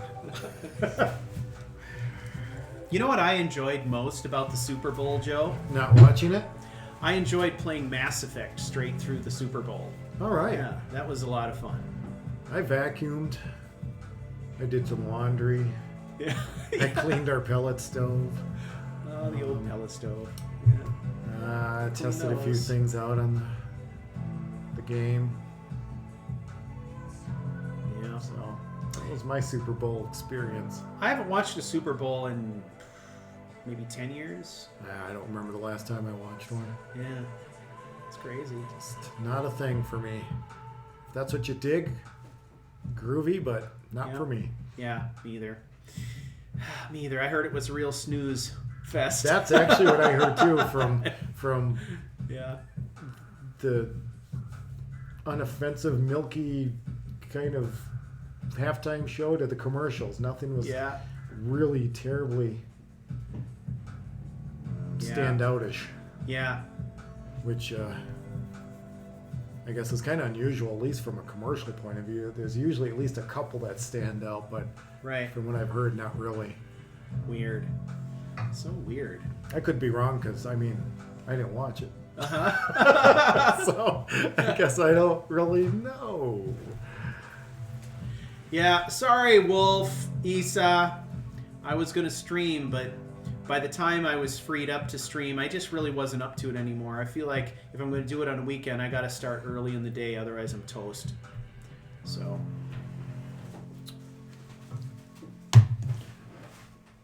But you should be back up tomorrow on Tuesday. Oh, yeah. I'm all ready to go tomorrow. I have written probably 3 pages of dialogue. All right.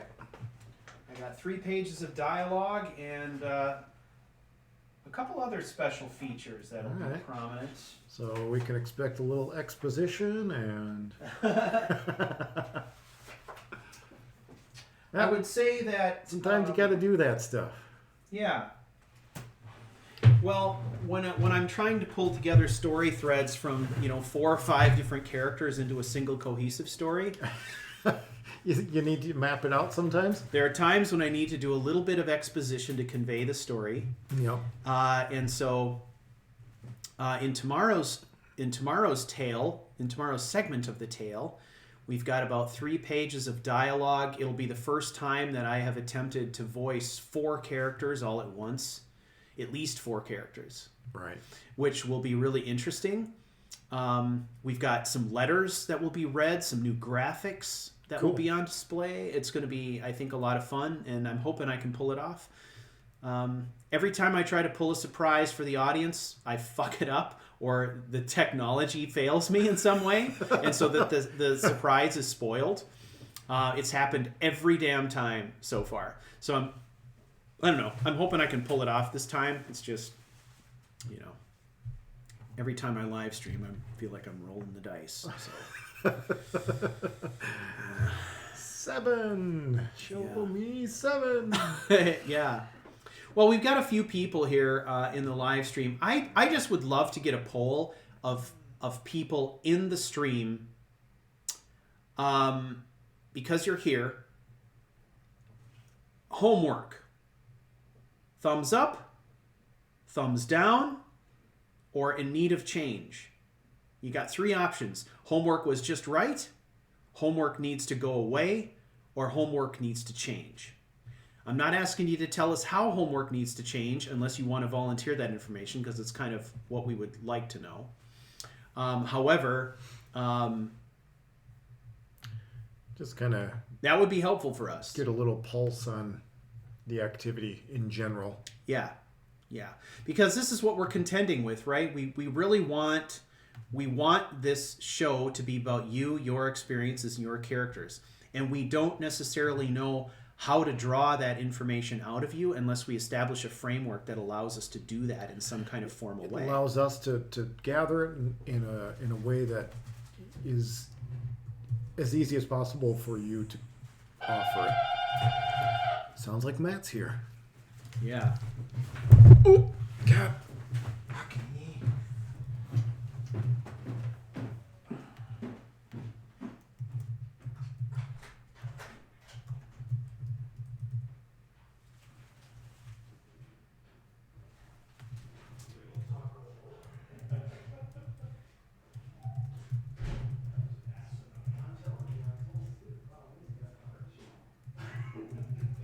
That's the problem.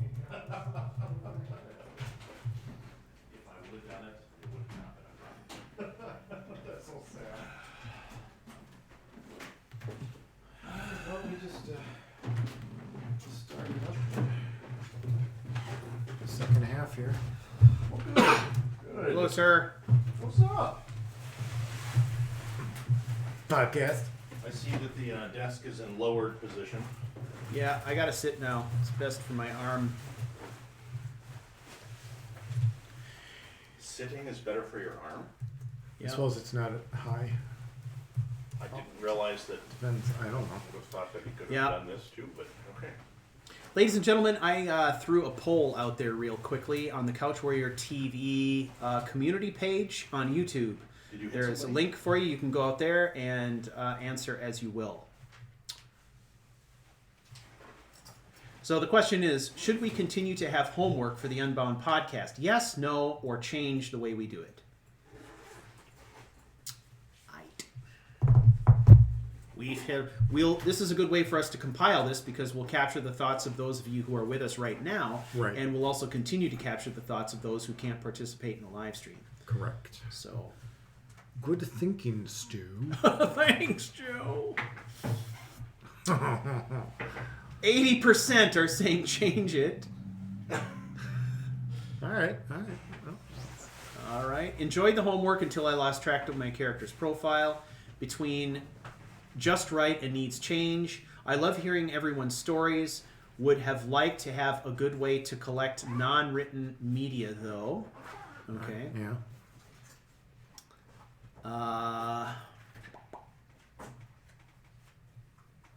Needs change. Needs to change. Needs to change. Enjoy the homework until I... Okay. So, yeah, the consensus right now is that we need to change the way we're doing it. Modify. Well, that's good to know. Yeah. I mean, really, based on submissions that we did get, I wouldn't have known that there was kind of that. I don't want to say consternation, but that the prevailing thought was to change that up on how we do it. So this is actually really good to know. And I'm Matt. Oh, wait. Hang on. Yeah, we're gonna have to get a sound check from you and make sure that you are okay. Well, it depends on if you want the I'm aggravated at Taco Bell level or if you just want the podcast We level. just want the normal Happy Matt podcast level. Oh, that one. Okay, I can Yeah. do that one. Hi, everybody. Not the angry, hungry Matt. Where's my damn taco? I was a little hangry when I talked to them, that's for sure. I tried to be polite. That's good. Is my food available yet? Oh, what do you mean? Well, here's the order time on my slip after I waited outside for 10 minutes when your drive-through window wasn't working and you weren't telling anybody and there were 20 cars in line. Oh my god. Holy cow. Oh. Yeah, oh, yes, that guy. That's horrendous. Oh, well, here's some little styrofoamy cinnamony things to tell you that we're sorry that you waited in our lobby for 30 minutes. There's a churro to make you feel better. The largest aggregate amount of time I've ever spent at a Taco Bell, ever. Wow. Okay then. It was taco-y. Well, All right, I submitted another poll out there if you want to go check it out, everyone. The question is, if we stopped doing homework, would you submit questions and topics for the podcast? Yes or no? 5 votes, 100% said yes. Liars. all right. I'm going to submit a poll specifically for Joe and Matt. If people said that they would submit questions, would you believe them, yes or no? No. I would believe the intent. I agree. I would believe the intent. Yeah. I think people want to. I'm the submit same way. questions. Matt, we should circumcise your mic. Oh, it's my turn this week, is it? Should I hit record? No, you gotta hear it. So obscene. Sorry, it was you last week. Is that better? 17% said, no way, man.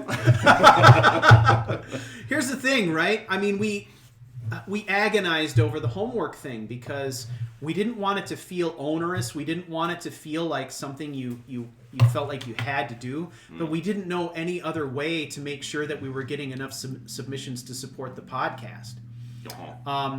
So if you guys would rather have us sit around and have discussion about things that are relevant to role play in Skyrim, we are absolutely 100% happy to do that. But we want to know the kinds of things that you want to talk about, because I think one of the things that we run into is that the more that we go over this, and the longer the lifespan is of this game, the more difficult it is to come up with topic ideas that we feel like are relevant. Yeah, relevant, interesting, and fresh. Yeah, frankly, we don't want to be rehashing the same stuff over and over again. So We don't? no. Okay. No. That's good to know. It's helpful. All I right. need a drink. The wind has a feedback that the narrative page of details was confusing, so the homework could be clearer. Yeah, we could certainly make improvements on that. Yeah, There's I would always agree. room for that. Yep. I like the idea of giving character updates. However, that fits with whatever format is fine. Not necessarily questions, but updates. Okay. And then Open World says, if that was the impetus behind the homework, then it really worked. Well, yeah, we did get a lot of submissions. There were some evenings when we had so much that we couldn't respond to all of it. Yeah, or we had to abbreviate more than we perhaps would have liked. Yeah, I think, personally, I wouldn't be opposed to having more, free-form discussion about role-play related topics, Skyrim mechanics, ideas and concepts, Right. mods, and stuff like that. That puts us into territory that is an awful lot more like the old format of the podcast, Right. which I think we all loved. I mean, honestly, Right. it went almost, 60 episodes. Yeah. So obviously it was good. The reason we changed it up is we were concerned that we were running out of steam. Right. But if there's a way that we can put this together and do it in a way that is actively supported by the community, and we have a backlog of topics to talk about, hell, I would be okay with that too. Do that all season. So Yeah. I mean, honestly. So I think, for us, the long and the short of it is that when we do the Unbound formula, everybody's kind of on the same page, having an adventure. It's a grand experiment. And so when we're talking about things, we feel like we're very, very tapped into the sorts of things you guys want to talk about. Whereas if it's more free form, we're always struggling a little bit to say, oh gosh, what do we talk about this time? Anything in the submission form? No, nothing in the submission form. So then, we're kind of shooting from the hip sometimes, unsure if what we're talking about has any relevance to you. Right. So, yeah. All right. And I'm sure there's a happy mediums in there somewhere Yeah. where we can, kind of get that input, but maybe on a smaller scale that we Yeah. could, there's kind of these bite-sized 1 or 2 sentences of some of the highlights of maybe your game. Yeah, that's kind of what we're hearing here is people like Wolf Isa said, I liked hearing about everyone else's stories, but oftentimes also liked hearing the status updates. Yeah. It was always interesting to hear how people went about their role play. Can I ask a question? Yep. Functionally speaking, would it be easier for us to read the character updates on the podcast live stream when we do it here, and then record the larger arc of story to only be released on the podcast version, or do we want to try to do it all at once? Because sometimes, to me, just being able to get the character update without the story tells a different approach, right? Yeah. You're just getting sort of the mechanics of it and the thought process that went into it without Right. the narrative of the story itself. That's true. The difficult part, and it would be on us, is to carry through, Right. Yeah. and that becomes difficult when time is limited. For me, that's the part that's a little bit scary. On air and off. Yeah. It's a little bit scary to think of adding additional production time outside of the time we have together. And then and then trying to do it all now, like we kind of did this past season, then we risk not getting as much in as we'd like. Yeah, my reason for asking is that we get people who submit homework over time, and it actually isn't that hard for me to think about recording those character story bits before we get into the podcast, and then just give you the files when we're ready. I mean, that's an option, Yeah. but it's just like I say, it's on us to make sure that we consistently and we do that every single time. Yep, I Yeah. agree. Because then, something comes up, and then all of a sudden, we can't get it out, and then someone's getting short. Yeah, and it can be We don't either wanna way. do I mean, that. my reason for asking also is that if we get into a future season and we've got 50 people submitting homework, I mean, it's just a matter of, do we pick them at random, or do we have some way to get through a 39-hour podcast? If we get overwhelmed like that, then it's got to be a random. Yeah. It's got to be a random. Well, one of the things that came up here is Open World suggested this idea. How would anyone feel about a mod-centered season in which we try to create voiced NPCs and trade them around? Now, I think that's going to be too hard technically. However, what it does bring to mind is, the idea of it would be possible for us to build a podcast around the idea of saying we focus on a mod, or something like that. And maybe rather than having a 6-episode season, you do something like 2 episodes where, you say, hey, everybody, we're going to try out this mod. And you talk about it. Everybody installs it, plays around with it for a few weeks. And then we come back and we talk about experiences. We talk about how it applied to role play or whether it didn't. It's kind of like sort of like an experiential review thing, all kind of wrapped up into a single podcast, right? I kind of like the idea of sort of the mod interlude or intermission or whatever. You can say we're going to come back to this one in a few weeks and let us know how it goes. Yeah. I didn't record any of that shit we were just talking about. But I mean, it wasn't supposed to be part of the podcast. It But would have probably cut most of it. I mean, that would be another thing that we could do. So, something to think about. All right. Well, I think we've got some decent feedback here, and we'll continue to digest anything. Anyone that is not currently present that wants to submit via any kind of mean Discord, I think website, etc. I think what we want to avoid, guys, is we're trying to come up with a formula here that will allow us to do this in the time that we have. And Matt and Joe and I have 4 hours together every 2 weeks. So we've got to try to come up with something that's sustainable from that perspective.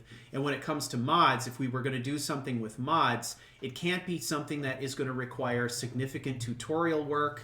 We'll have people drop out immediately. The point is to foster discussion. Right. So if we're going to have good discussion about our style of Skyrim play, which is role play focused, we got to figure out some format by which to do that to keep the discussion lively. I think one of the things that I really liked about this season was that we had a lot of stuff coming in. Yeah. We got a lot of feedback from you guys, and what I'm getting the sense from what we're hearing here and in the polls is that maybe the ask was a little bit too much. Right. Like, just scale it back. Scale it back somehow. But there are other things that we can do here too. So we're just trying to get some thoughts, right? Yep. And I think the one thing that we understand from past experience that we can't do is we can't just leave it wide open and say, send us your questions and we'll talk about it, because It's almost too open-ended. it's too open-ended in that things dry up and people don't Right. send us anything. We got nothing to talk about. Right. When we first started the podcast, Character Crusade, 3.5 years ago or whatever, we were getting a lot of listener mail because what we were doing was so new and so different, Right. and Well, the game and was still We pretty fresh. had a lot to Yeah. go over outside of that Yeah. too. So, in those times where there wasn't a lot of input externally, we were able to make it up because there was so much to discuss at that point still. And I think there still can be. We just kind of need to be a little more creative about it. So. Yeah, Wolfies is also, introducing this idea of us having people call in and talk to us. We've talked about that, having people Skype in. Part of the problem we have with that is Not everybody's comfortable with that. We feel like there would be a core group of people we might be leaving out. And then also, frankly, there's technical issues related with that. There's translation and language issues related with that. And so again, it turns into another situation where we feel like we're favoring one group of people over another, because this is something that we've discussed many times as well. Yeah, and it's a good idea from certain points of view and perspectives, but I think between the technical language, time zone, it's too it narrows. It almost Yeah. seems like time for Participation. another live stream, like the 24-hour charity live stream. You'd need to kind of set that up for a Saturday, just leave it open, almost like an office hours, and say, if you can get connected, great. If Yeah. not, Yeah. okay. Does Discord offer some voice channel that you could just do voice discussion rather Yeah. than having to Yeah. work? And Because we do absolutely, have we could voice do that. channels. there's some brokered Yeah. ways to do that in the Right. future. I think that some folks really would like to, chat with the character Oh, Crusade yeah, guys, yeah. but Yeah. language challenges aside, whatever. We want to Yeah. figure out what's going to make the most sense for people who want to interact. Well, let's do this. I mean, you guys have given us a lot to think about here, and the fact is that it's February 4th. We're going to take a month off and come back on March 4th. Right. That gives us some time. Maybe it would be a good idea for us during this break. We could certainly have a live stream or some kind of discussion on Discord that was sort of an open forum where we could throw out our ideas and talk about things we were thinking about. Sure. And talk to the community a little bit more once we've kind of framed up some of our thoughts on this subject. Kind of a vocal meet and greet. Yeah, for sure. It's either that or we tell people that we're going to have a PowerPoint status update. Yeah, let's not do that. Let's not do that. Yeah. Yeah. Unless you really want to put together a deck. I really don't. No, we're not going to put together a deck. Although a Skyrim deck would probably be the most fun deck I'd ever put together. But You've had a couple of pretty good ones. I have. I think a Skyrim PowerPoint would be kind of interesting. yeah. I still think that. How many hours have you played Skyrim in that Yeah. interview that you were at? That was pretty great. There's some really great ideas out here. So thanks everybody for your contributions. We're going to noodle over this stuff, Yep. and then we'll make an announcement here, coming up. We'll let you know. Maybe we'll have some kind of an open forum where we'll throw out some ideas for what we're thinking about format changes and get some and response. we're certainly not going to come up with the this next season format and solutions right Tonight. this minute. So Yeah, it won't happen tonight. we've got time, and there's going to be others that aren't in the stream right now that maybe have some other thoughts and input. So Yeah. we'll kind of gather up all this stuff and see what shakes. Throw it at the wall and see what sticks. There you go. All right. So I think it's time for us to get into the finale mail. Shall we? I think so. Finale mail. All right. I was going to say, now I'm just thinking about Blue's Clues again. Or you've got mail. All right. So I don't know how many submissions we have for our finale. 5? Email. We have 5 submissions, Stu, All right. from my count here. Oh, Strong bad. how I miss Strong Bad. I know. All the spee-mails. You draw a dragon.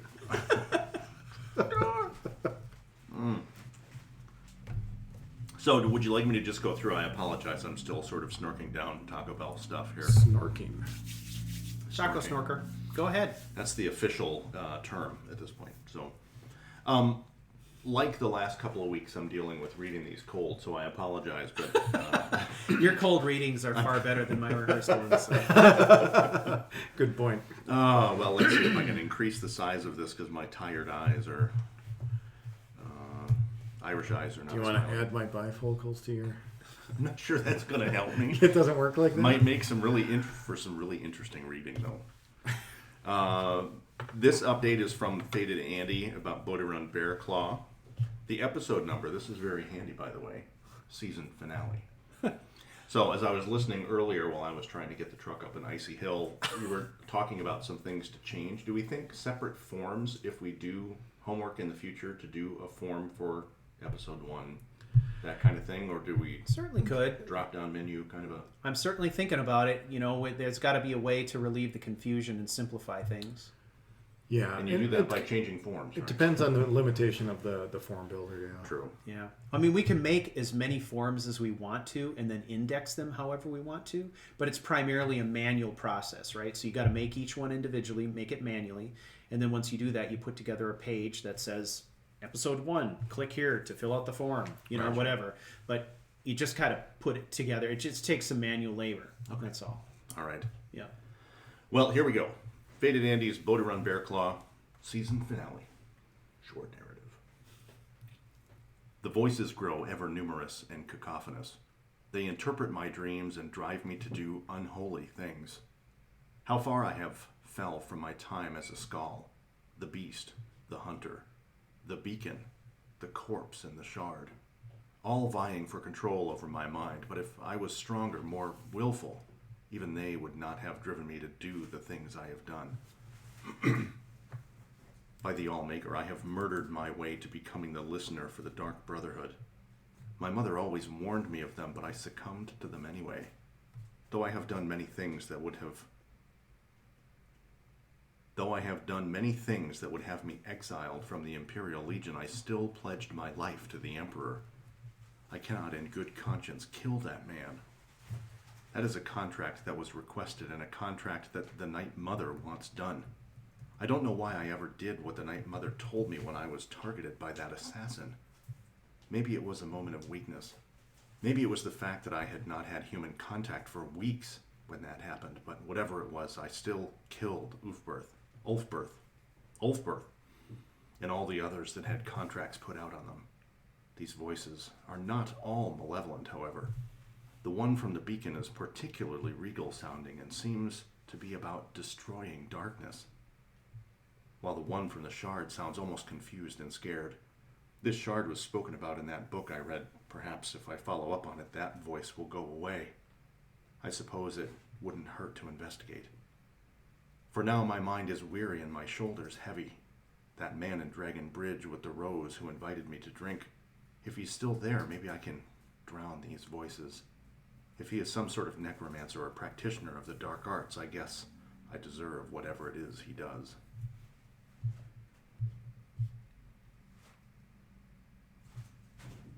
Cool. All right. I need like some sort of ending noise, like I've thus ended the lesson, you know? That gets put in post. Oh, okay. Is that where those carnival noises come from? Here endeth the joke. So character status. For this arc, I decided to explore Boda-Run's potential for a more dark personality by having her join the Dark Brotherhood and work through that quest line until the quest presents the contract to kill the Emperor. Considering that Boda-Run is still technically part of the Legion, she remembers that she swore her life to protecting the Emperor and the Empire, and her sense of loyalty gave her a moment of clear-headedness to realize the consequences of her actions, should she choose to pursue this. While she was in Raldbathar, Raldbathar. never Yep. had to pronounce that one before. On the quest to kill Elaine Dufont, she finds the first Ethereum shard. I role-played that Katria had some sort of connection to the shards and was able to project her voice to Boda-Run through it. This, in combination with the Ethereum Wars book, gave Boda-Run motivation to get that questline started. As, back at the start of the season, I related the plot idea that I rolled. Automaton falls in love with its creator, but the creator wants to destroy it, to this questline, but Boda-Run had never had a clear motivation of pursuing it. I figured that having another voice in her head would give Boda-Run a reason to resolve the issue. Okay. I ended this arc by having Boda-Run ditch all her gear, the Sithis armorer from the mod of the same name, and head to Dragon Bridge to have a drink with Sanguine. Despite having seen him summon a Dremora, she is verging on suicidal at this point due to the guilt of doing all the things she has done, in combination with the numerous voices inside her head driving her slowly insane. Boda-Run's next arc will likely be her final one should... Bodoran's next arc will finally be her final one. Should be sort of a redemption story. Cool. I like it. Yeah, that's really good. There's a lot of darkness to work with in the Dark Brotherhood quest line, for sure. Well, I think Really? Skyrim in general is pretty grim. Yeah. It isn't like the Circus Brotherhood. No, Right. no. It's not. And actually, if you've ever read any of the Discworld books, there's all these little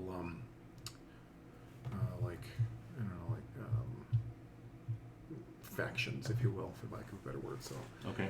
and one of them is the Jesters Like a guild? Guild. Yeah, it's a Jesters Guild. A guild is exactly what they call it. Okay. And all of the people in that guild are like the most miserable people in all of the series.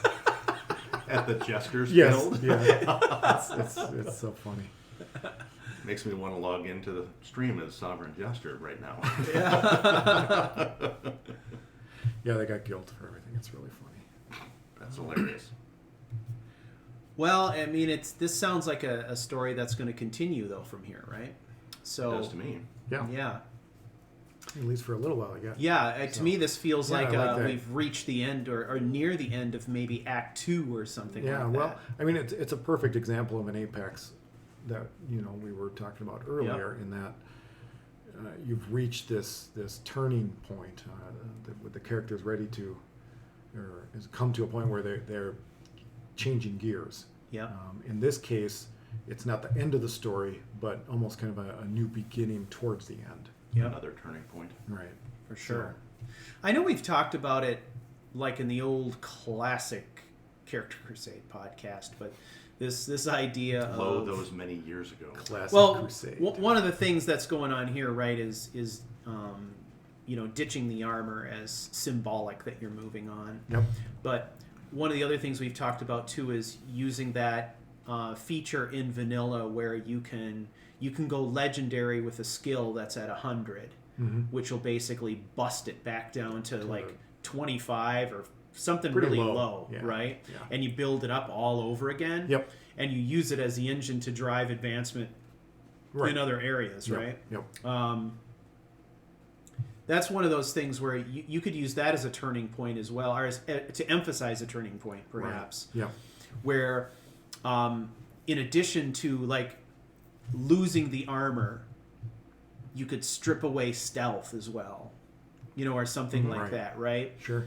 By going legendary with your sneak skill, or something like that. I think there are ways in the game, obviously, that you can do all this stuff using mods. But if you're not using mods, that's one way that Sure. I've used in a modded game before, in addition to mods, to emphasize a person giving something up and being weakened by it, and then building Right. back from it, Right, whatever right, that right. deficit was. And using that building to strengthen a different area. Yeah, exactly. So, yeah, something to think about. Very cool. All right. Very good. Great way to end. Yeah. I like the fact that it sounds like this might continue, though, too, Yeah. which yeah. I think is kind of cool. That is Maybe cool. this is an opera in 4 parts. It could be edgy. Bucket in the system. Right? Well, maybe, again, you could have a second turning point. Maybe it's like an M. Night Shyamalan movie. Night Shyamalan. Shyamalama Ding Dong. Oh, man. All right. The next one is from Cat. Remember Cat? The cat. With Cassia Eris. The cat is in the room. Watch what you say. This is so convenient that people put season finale on here. It makes it so much easier to know that I'm reading the right one. Well, this is probably the first time they were able to actually successfully understand what I was trying to communicate with that fucking drop-down menu. Oh, it's the end. Finale!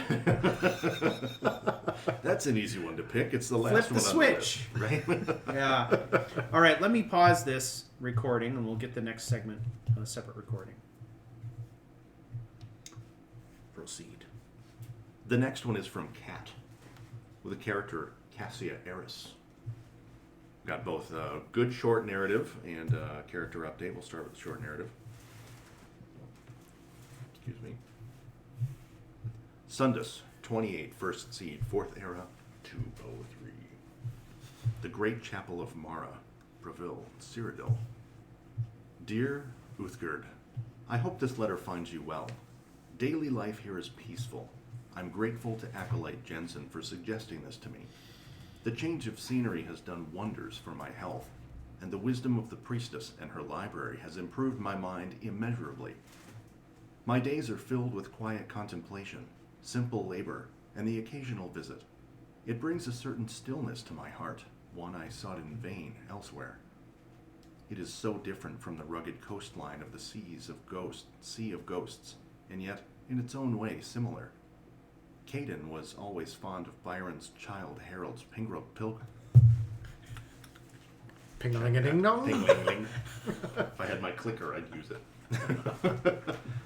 Caden was always fond of Byron's Childe Harold's Pilgrimage, and I began to understand what he saw in it.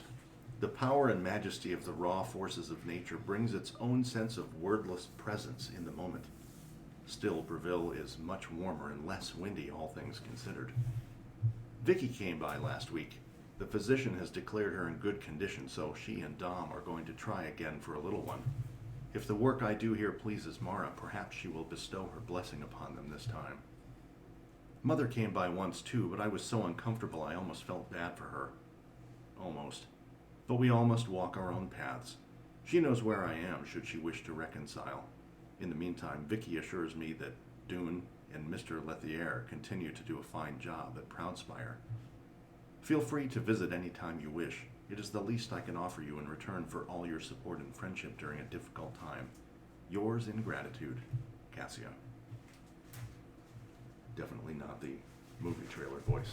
Unless she's had a little too much sulfur hexafluoride. What's that? It's the opposite of helium. It makes your Makes your voice drop. lower. Yeah, yeah, it's kind of crazy. I want to get some of that. You need to look up the Mythbusters guys. Do it. It's pretty Oh, funny. yeah.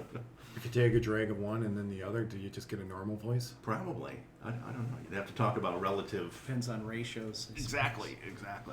Wow. Huffing chemicals, probably not a thing that we want to talk about on the character. On the podcast. Or encourage. Or encourage, Yeah. right? Yeah, exactly. There's a lot of different ways you can get into character. You don't want to That- limit anyone. But huffing chemicals But is huffing probably is probably a bad idea. not a good If way your to do character's it. into skooma or something like that, feel your character however you must.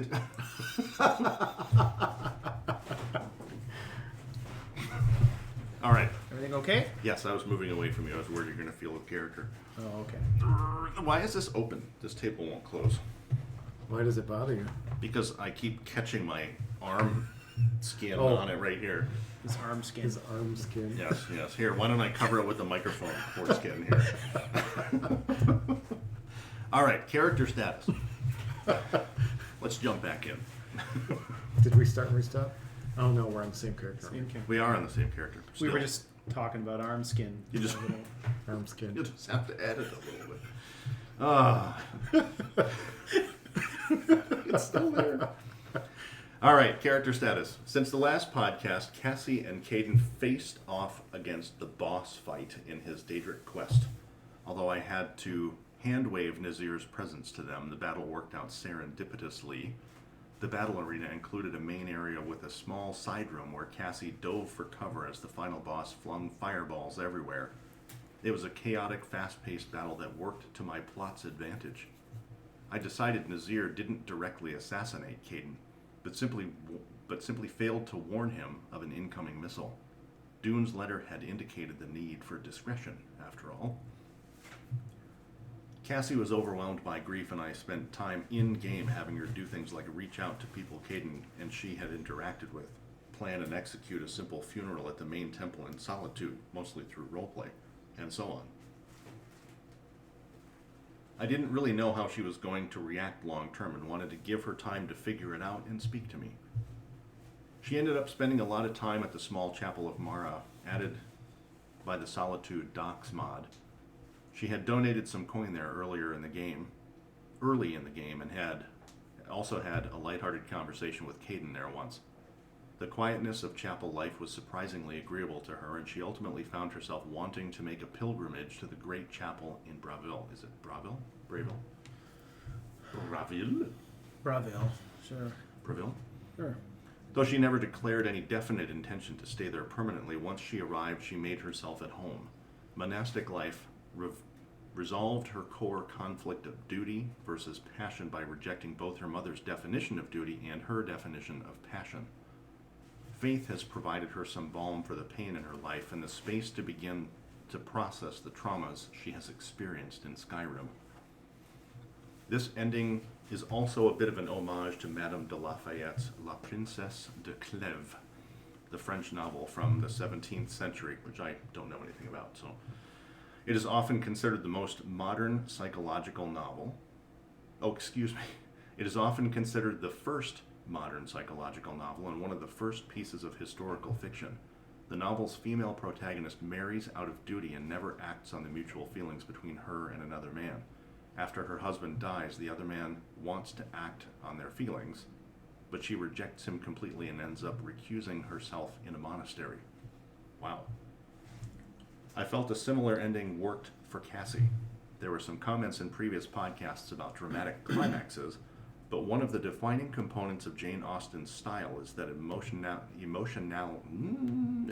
important moments are not always accompanied by flashy outbursts. This was counter to the literary style of her day and earned her no end of criticism in some quarters. This internally roiling but externally constrained dynamic represented Cassie's situation well, so I kept it. In summary, this was an intriguing season for me. I ended up doing a lot more authorial hand-waving than I have done in the past, due to the character concept being so different from what the game expects. I still had tons of fun, and will always remember her with fondness. I now intend to take my annual break from Skyrim, and when I come back, we'll pick up with the story of Mr. Larathair, the Altmer alchemist she hired to help with the Solitude business. Cool. Nice. That's super cool. That's cool. I love it.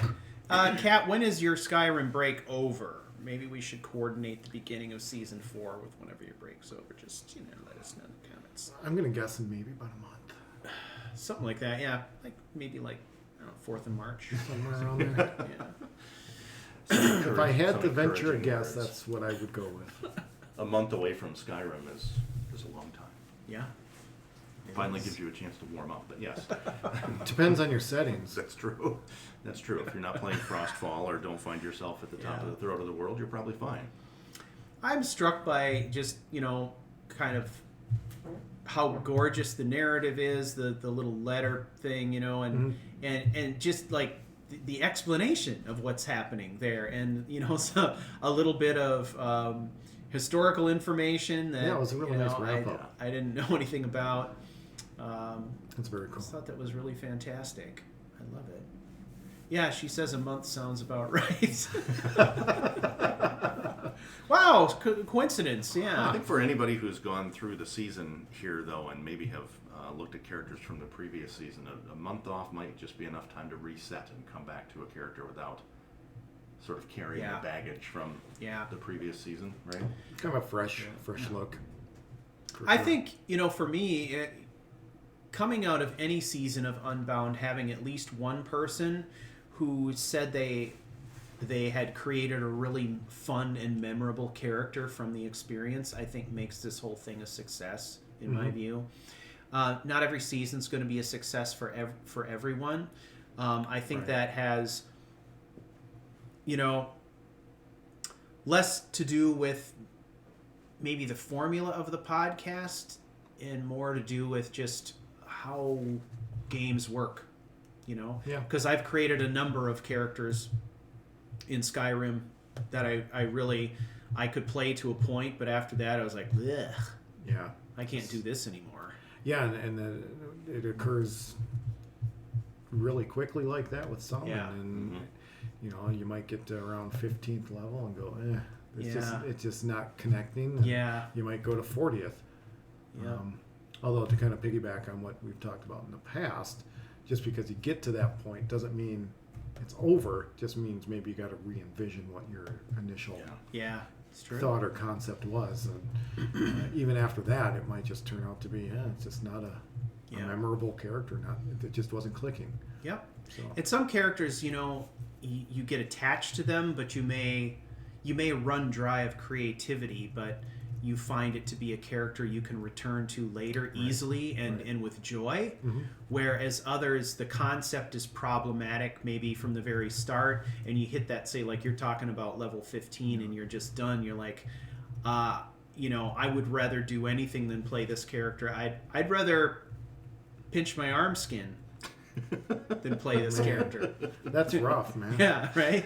You've got to have some pretty seriously determined problems if you're going to say, I'd rather pinch my arm skin. Dang. That ain't no lie. No, that's serious, man. That's serious stuff. Yeah. I mean, we're talking about arm skin here. It's look how sensitive it is. Look how sensitive his arm It's skin fish belly is. white. Come on. It's dead as Minnesota winter. It's hard to get any more untanned Are than you that. holding out a walleye, son? So that might be. I can make it look like I'm holding a walleye and draw a walleye on there. Oh, man. Yeah, You want to do another one? sure. Do you want to start and restart? Yeah. Probably better. Appending any word with skin just sounds like it just sounds bad, right? Yes, it does. Especially with all our microphone talk. Yeah. It's very different than pillow talk, isn't it? Yes, it is. Oh, you guys. Oh, my leg skin.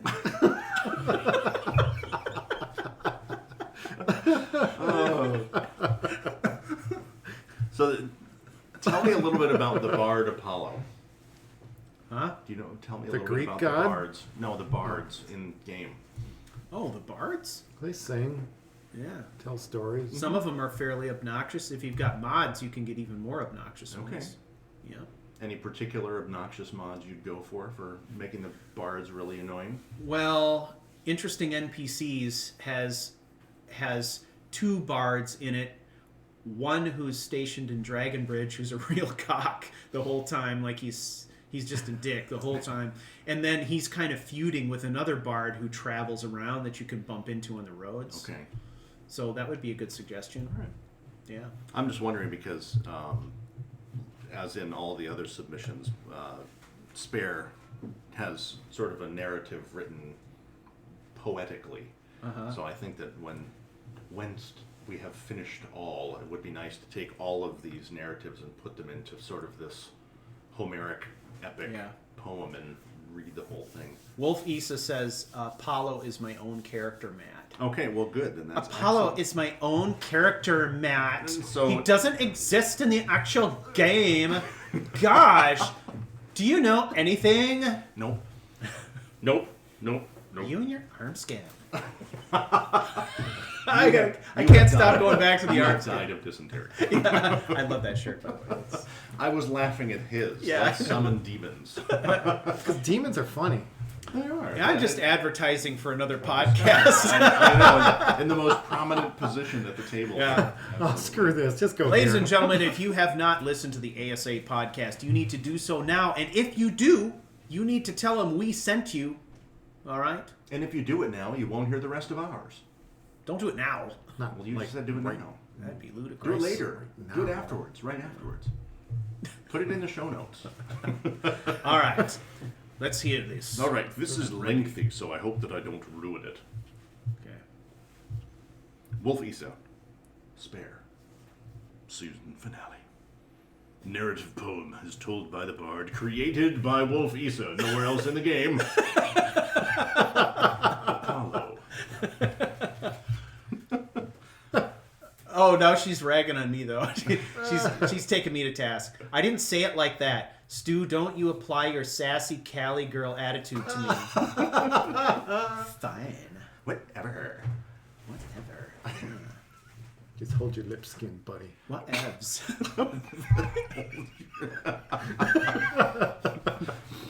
Check out the piercing from the lip skin. Oh, this is hard to read when you're Called laughing. me a rump. Rumpelstiltskin.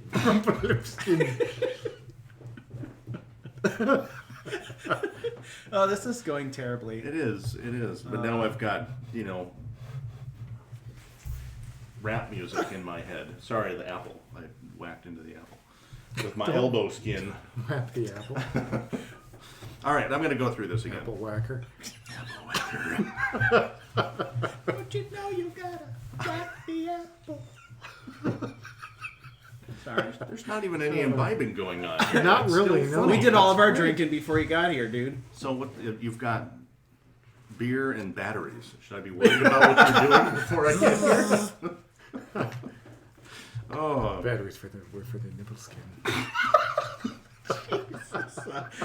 Oh, dude, we were so close. We were so close to getting something. the accomplished. problem is that we didn't Yeah. read the cold open paper that says no dicking around. Well, we we got through did. that. Oh, you did. I didn't hear it, so clearly it didn't apply, right? There was no dick skin going. Well, yeah, it just doesn't translate over the phone as well. I guess not. I don't know at what point you lost me. I think I was in Taco Bell when the phone. Well, there was a point where you said, I'm going to go on mute, and then you weren't on mute, so then we had to mute you. Oh, really? And I then- wasn't on mute? Well, you No. were for a little while, but then We you just weren't. heard lots of and crinkling papers, and I don't know what it was, all the sounds were. So, Maybe it was the inside of your pocket. We just were like, hearing. let's just put Matt over here. I didn't realize that. I apologize. It's okay. We figured no one else really wanted to listen to your order, so Probably true. We heard you chewing out all those people at Taco Bell. Where's my fucking taco? Well, I'm sitting there typing on like podcast. a total of 9 people have done something in the back and have still not brought me my tacos, right? yeah, I got that. I do have to tell you, one of the funniest things was when I told them that I was waiting for my tacos, I said, I'm late for my own podcast. You did. And the guy looked at me because he had this giant foam taco on his head. He's like, What? For your own Did you see that? No, Oh I yeah, didn't see that. yeah. He's got this giant taco head. Apparently he was Oh, that's amazing. bet by somebody at work that Oh. he needed to, that he wouldn't wear the taco head all night. I asked if I could have it, Oh, that's amazing. and he said no. That is pretty. He looks like amazing, an actually. admiral. Kind of. Admiral Taco. That's a great name. Admiral Empanada. There you go. I have a feeling that Wolfies is probably wondering if we're ever going to get to her epic narrative. Should I do that? or Do no? it. You do it. I promise not to interrupt. Do you want to stop and start again so Joe doesn't have to edit that whole thing, or what do you want? What do you like, Joe? It doesn't really matter. That's Has probably. has it ever mattered what I like? Let's He's be fine nice. with it how it is. I'd like a non-dicking professional podcast to work with. He knows but it's a good podcast because of I'd how like. it is. Because I'd what like a is? trip to Europe. You can tell this is a good podcast Because of the way it is. because of the way it is. Yeah. Oh, did you watch those couple I sent? Yes, I did watch And he had those. a perfect one with the little toilet paper thing. Yeah. Hey, you can pick these up anywhere they sell them. Yeah. See, It was just, brilliant. yeah, it really I wish was. there were more than 2. It's like running out of Little strong bad fix it. emails, right? Yeah. What is it? Little Fixins? Little Fixin' or something. Yeah, Little Fixins. Little Fixins. It's the same guy who does the nature show. The nature But walk. now he's got a Now he's a handyman show handyman. Oh, great. called Little Fixins. That's awesome. I love the ice cube tray when he's fixing the ice cube yeah, tray. yeah. Oh yeah, I can see what's wrong right from here. You see that? That lever, you just gotta pop it up, And then he sits, sleeps on the floor next to the refrigerator, To wait for it waiting to for it fill to up. generate ice. Anyway, enough. Nice. All right. Enough. Spare season finale. Inside the book where Spare first encountered his enemy, he faced danger at every step. This was not a place for the weak, this book of black. Hermaeus Mora, though having helped our hero gain the power he needed, did not make it easy to reach Mirac. He fought through chapter to chapter, working his way up to where he would receive the final word to defeat the ex-priest. The horrors that attacked him at nearly every moment, he stubbornly fought against. His determination would not be ceased. Spare finally made it to the last chapter, nothing but a few seekers stopping him from reaching his goal. And there it was, a twisted word wall matching Apocrypha, its home perfectly, disgustingly mocking history and the voice. On it, the final word for bend will. Upon it, like both times before, his skin crawled. He felt heavy and ill as he let it absorb and become part of his being, like drinking swill. He forced himself to swallow it down as one of the Dova servants of his enemy was coming. The beast began to attack, and almost out of instinct, the monk used the vile Thum on it. Sarotar landed and beckoned the Dovahkiin to climb on his back, to ride him to the summit and meet his rival. The experience was exhilarating and terrifying, his wonderment on the possibilities of his power equal to that of his anxiousness of the fight ahead. That was, until a thought struck him like a lightning from a great storm, a chance to defeat the arrogant former priest and ensure his survival. The dragon landed, being insulted by Mirak for being tamed by Spare, despite this meeting being his goal all along.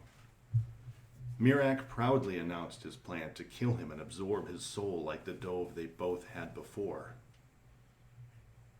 and finally be free of Hermaeus' control. All the while the monk's tongue ran along itself in his mouth, preparing. Soon the battle was on. The mystical armor Mirak donned as a show of his power when he was first discovered now shielded them both, the light of its abilities flaring. The arrogant mage began to run, firing bolts of magic at Spare as he followed. Taunting words flew from behind his mask before being met with, "Go, ha, dove." The first time caught him off guard. The second began to weaken him. Over and over, Spare shouted. Mirak tried to resist, commanding he was the master of his own, but his protests were drowned out by the last Dragonborn's Thum, until his resolve was decimated. Spare approached him and commanded him now, defy the prince. Hermaeus Mora was not contented to let his prize servant leave. The booming, angry voice quaked the tower, the skies filling with those foul, tentacled eyes. Do you think to escape me? Suddenly the grounds were filled with all manner of abhorrent creatures from the realm, seekers, lurkers, souls of the damned who were lost to the prince, all in obedience to kill both the defiant Dovahkiin. Despite their combined power and abilities, the battle was rough and lasted long. Hermaeus sent wave after wave of minions, his ire fueling the attacks. And just as Mirak and Spare were growing tired, their throats burning from their Thum, their bodies aching, one final battle came. The two banded together and both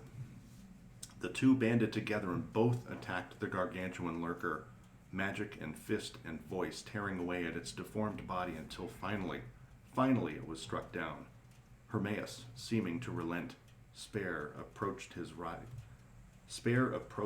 once rival again, presenting a new plan for Mirak to leave Apocrypha and fulfill his destiny. He would help the monk in defeating Alduin for his freedom. I have a hard time reading that stuff cold. Doesn't sound like it. No, you did well. Character status. Whoo boy, this has been a ride. I totally agree with you. Spare's story will not end here with this episode. Dun, dun, dun. Awesome. I'll continue to write the poem until I reach the final battle with Alduin with him, but I decided that for the season finale, this would be an excellent place to leave it. Through this story, I've had Spare struggling with his identity and his destiny as Dragonborn, and there was never a more worthy opposite to him than Mirak. Somebody who was so powerful and knowledgeable about everything it meant to be Dragonborn, but couldn't give a crap less about while Spare was weak and confused about it all, but cared deeply. It was a concept I couldn't pass up. However, I didn't want it to end with Spare killing Mirak and just being done with it. I knew he wouldn't grow that way, so I used the Mirak Dragonborn follower mod. This mod gave me the chance to save Mirak and have him act as a sort of mentor, sort of a helper for Spare. I figure as the first Dragonborn, his insight and experience as such, would prove invaluable to my character as he continues his story, and will help him work on trying to figure out who and what he is. In addition to this, since Mirac was technically supposed to fight Alduin, being that he was the first Dragonborn, and he just said screw it and ended up becoming an evil jerk with an ego bigger than the size with the ego bigger than the size of a dragon. And being forced to help Spare defeat Alduin would give my character the backup he needs fighting such a powerful being, but also would be part of his penance for the crimes he committed. That's pretty cool. In the future, I'm planning on having Spare's powers increase with Mirac's guidance, and for a lot of things concerning the dragons to get real interesting before the final confrontation with Alduin. I'm nowhere near done with Spare's journey. Awesome. For this, this is the first season of Unbound I've participated in, and it's been a great experience. Granted, I struggled with the homework at times, but despite that, I've enjoyed myself immensely. It's been a blast creating Spare's story and listening to and reading the stories from everyone else. I hope everyone has enjoyed the season as much as I have, and hope everyone has enjoyed Spare's story and will continue following it until I finish. See you guys next season. Awesome. Awesome. That was really good. No month break there. Sounds Yeah. like Right into it. Spare's going to keep going. Yep. Well, this is cool because we have got a couple folks now that plan on continuing these characters, Yep. and one that's going to continue the saga, Yep. if not with an alternate character Yeah. from that story. So that's really encouraging. I think it's great. Well, I think, here's the thing, right? This is why I get so conflicted sometimes about what we do. Because the more work that you put into something, the more you get out of it in the end, hopefully, right? Right. And we've had a lot of people. There are people who struggled this season who had amazing first seasons or second seasons, right? And people that struggle during those ones. Exactly. Right. And I think that you grow the most when you're challenging yourself, and challenging yourself isn't easy. And so if you're struggling to try to find the time to do it, or to try to think creatively about how you're doing it, that to me, that's a sign that you're, that struggle is a sign that maybe you're doing something right, that you're addressing the right issues. Well, it's also a good sign that you're engaged. Right. You found something that interests you. Exactly. So when we talk sometimes about changing up the homework, where I get a little bit leery about that is I get worried about denying somebody the experience that Wolf Issa's just had, right? Where, yes, it was a struggle, but something awesome came out of it. And the same with Kat, right? Yes, it was some work, and it was maybe something that you hadn't considered doing before while playing Skyrim, but something came out of it that was great. So I feel like, given some time to work on this, that we could come up with a format that honors both of those things somehow. Right. Someone who's interested in more of a casual play, and someone who's interested in putting in the time and doing something more lengthy in hopes of the reward at the end. Right. Giving people the opportunity to have whatever experience it is they need to have. But I personally find this thing to be the most rewarding when we're getting feedback like that, to say it's been epic, it's been fun, it's been amazing, it's been, those are the stories I love. That's why we started doing this thing, to hear those stories. Because we each have them. Yeah. And I know your whole reason to go kind of back once upon a time of starting the channel was because of the experiences you were having on your own when you first started playing the game. Right. And you're like, Can't do I this got to without tell sharing. someone else. Yeah. I gotta Absolutely. share this, and that's kind of where we're at. We're at a point of sharing all these amazing things that are happening. Yep. This would have been very different had I been trying to read these in the first couple of episodes of the podcast ever, because it would have been the most horrific pronunciations of any of these character names for in-game characters. It would have been, you guys would have just been... Well, fantasy names are always a challenge. Yeah, for I sure. mean, Tolkien, I think, is a master of unpronounceable names. Making stuff up, right? Yeah. But that's that's also part of the fun too. Yeah. Well, this was another good entry. And, I think I've already said it, but these are the stories we want to hear, the kinds of stories of people saying, this was really amazing and truly epic, and I'm so glad I did it. Mm-hmm. So I think whatever we decide to do for season 4, we'll try to strike a balance. Right. To give you the most flexibility we can in terms of how much you want to put into it, but maybe find a way to reward people for the effort they offer. Yeah, in a way that's commensurate with the effort they decided they were able to put in a given season. Right. And there may be one season where you can just really hit it hard and it's coming easy and it feels good, and stuff like that. And others where you're just like too busy at work and life is closing in, but you want to participate in a limited way and still be tracking with everyone else. We want to just make sure everybody can do that. And the last thing that we wanted was to create a system by which people would feel guilty. That was not the point, Or right? give up. Or give up, yeah. So whenever I see somebody, on Discord agonizing about not getting their homework done and feeling like they need to address that, you don't. Life is life. I mean, I didn't do a podcast or a live stream on Sunday, even though I said I was going to do that, right? I just sent a message and said, I can't do it. Things are what they are. Yeah. And I try to let that go, But, I've been doing this for 6 years now, and, I've gotten used to disappointing people. So I've internalized it. So It's embraced the yeah, disappointment. water off a duck's back, man. Who else wants some of this? That. So I think just Not this week. yeah. We'll take everything into consideration. We got a lot of work to do the next month to try to come up with a formula that makes sense, but we'll figure it out. Oh, yeah. And we'll solicit more input from you guys. Great entry. I loved it.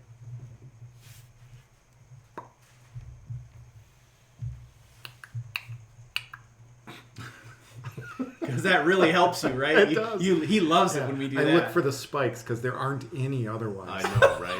Yeah. I find when I'm using my clicker, when I'm actually doing audiobooks and stuff, it makes a difference because I can see them because it's right next to the mic, but it saves me so much trouble having to... Oh, yeah. Well, and you don't have some ass clown in the background who's rolling on the floor laughing either. So that makes a big difference. I'm guessing the environment's slightly different. Yeah. It is. A Usually little more controlled. recording in the van or wherever it is. Yeah, exactly. Yeah. So, okay. So we have season 3 homework from Trolliant. What I love about this is Trolliant has actually given me pronunciation That's of awesome. nearly everything on the page now.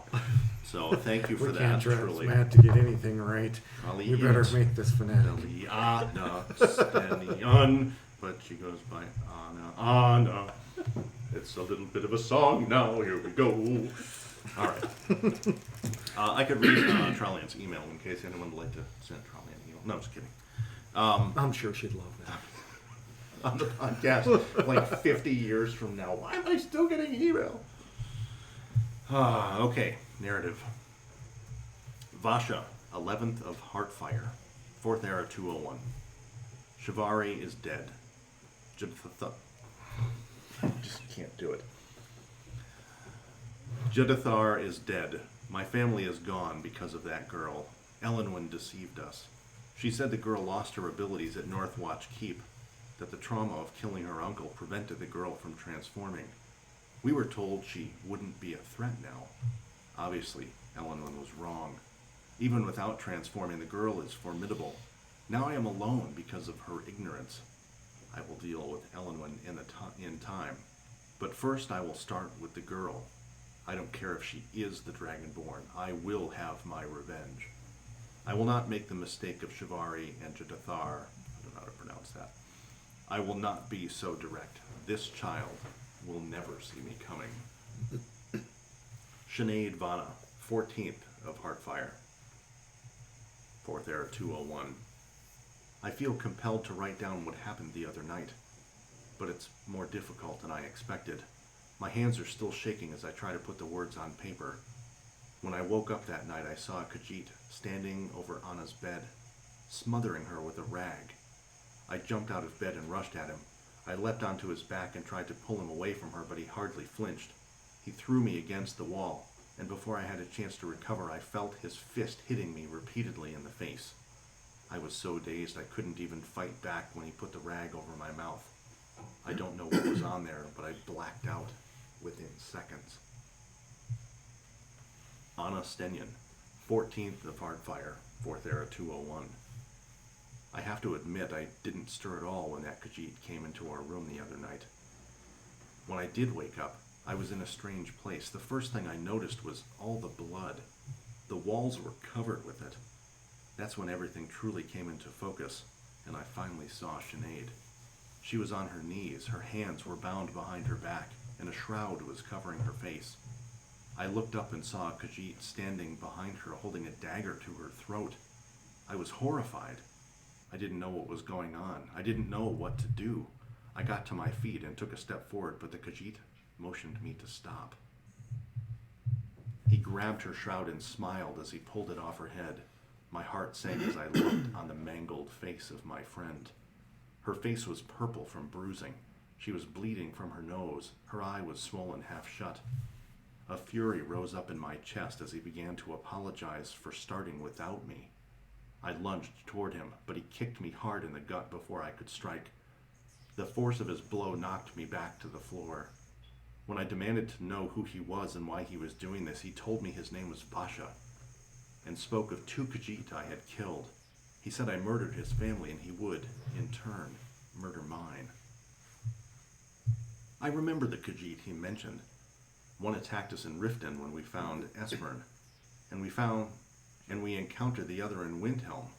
He was sent by the Thalmor to kill Malborn, and we stopped him. I tried to tell Vasha we were just defending ourselves, but he wouldn't listen. I felt so powerless. I looked around the room, but there was nothing I could use as a weapon. Even if there had been, I had no skill with anything besides a bow. Without Belle, I felt useless. I was so frustrated, and I didn't understand why I couldn't transform anymore. There was nothing else I could do, so I tried to transform anyway. Nothing happened. I shouted and pleaded for Belle to come out, but there was nothing except the sound of Vasha's laughter. I was filled with despair as I looked at Sinead and then back at him. That's when he mentioned Northwatch Keep.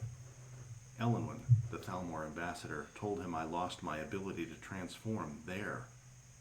Then it all came rushing back. It was like a dam in my mind had broken, and a torrent of memories began flooding into my head. It was so overpowering I collapsed to my hands and knees. I felt the tears rolling down my cheeks and falling to the floor beneath me as questions kept running through my brain. My uncle. I went with Sinead to rescue him, but where was he? What went wrong? How could I have forgotten what happened? Sinead begged Vasha to stop, but he was loving it. He said I really was broken if I couldn't even remember what I'd done. He kept laughing as he told me the truth of what happened, of how the Thalmor turned my uncle into a werbeast, of how I had transformed into Belle, and of how I had murdered my own uncle that night. I cried out in horror and anguish. I didn't want to believe it, but in my heart I knew it was true. I crumpled to the floor, sobbing, and Vasha said he was satisfied. The next sound I heard was from Sinead. There was shock in her voice, and then a soft groan. I looked up and saw the tip of Vasha's dagger sticking out from the front of her chest. I screamed. Vasha pulled out the dagger and Sinead fell to her side. Without hesitation, I ran at him, intent on strangling him with my bare hands. But as I reached him, I felt a sharp pain in my stomach and tasted blood in my mouth. When I looked down, the dagger was buried in my belly. Vasha whispered something in my ear and then pushed me to the ground. I thought that was it. Sinead and I would die and my life would have been for nothing. But that's when I saw him. I saw my uncle. He was kneeling over me, bathed in light, and he put his hand on my cheek. As my tears continued to flow, I told him I was sorry for what I did. He just smiled and said he never blamed me. He told me I needed to forgive myself because Sinead and all of Tamriel needed me. He mouthed the words, "I love you," and then faded away, and I felt that familiar power surging through me again. Sinead Vanna, 14th of Heartfire, 4th Era 201, continued. I was still slightly conscious when it happened. I saw Anna's body lifting off the ground and the whole room filled with light. It was loud, too. It sounded like a hurricane. Basha shouted something. I'm not sure what he said, but he sounded scared. When the sound subsided and the light faded, a figure was standing there, but it wasn't who I expected. It wasn't Belle. She was clad in ebony armor, as black as night. Her hair was like fire, flowing in red waves down her shoulder.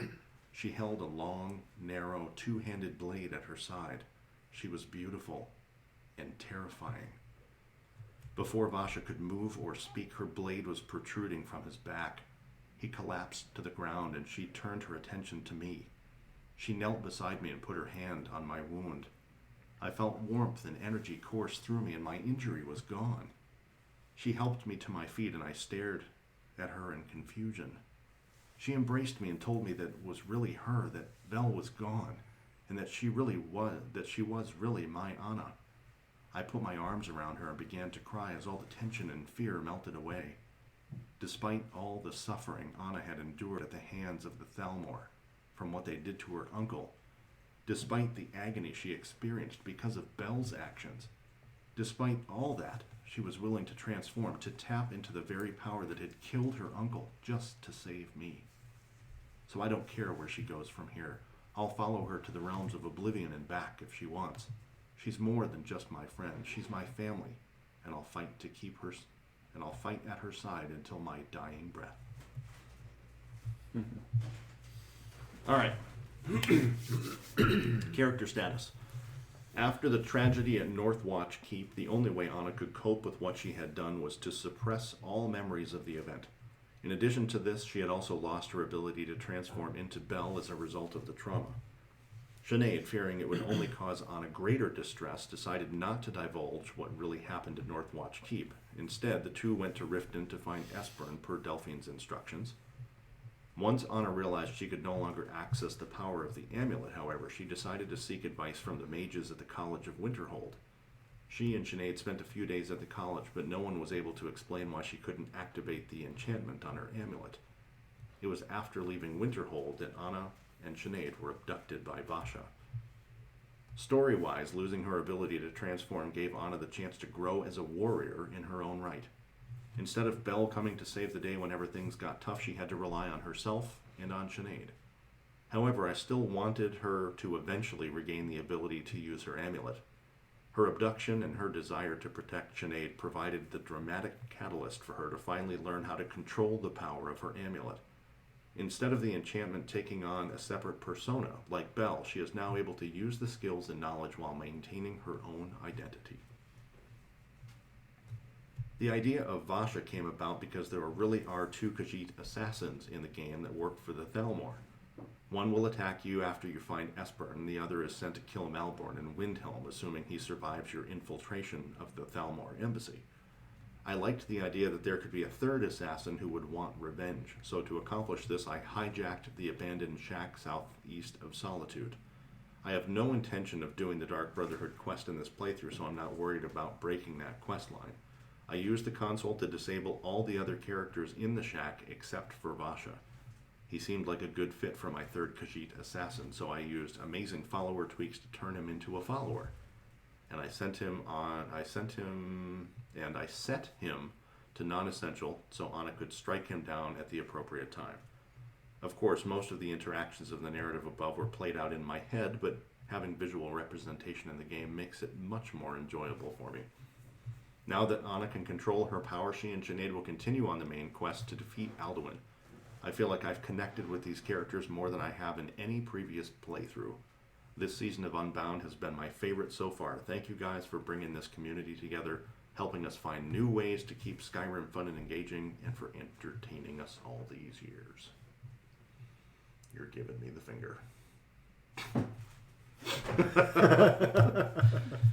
I love these stories. I love these stories. It's just his finger skin. Yeah. It's just his finger skin against his face skin.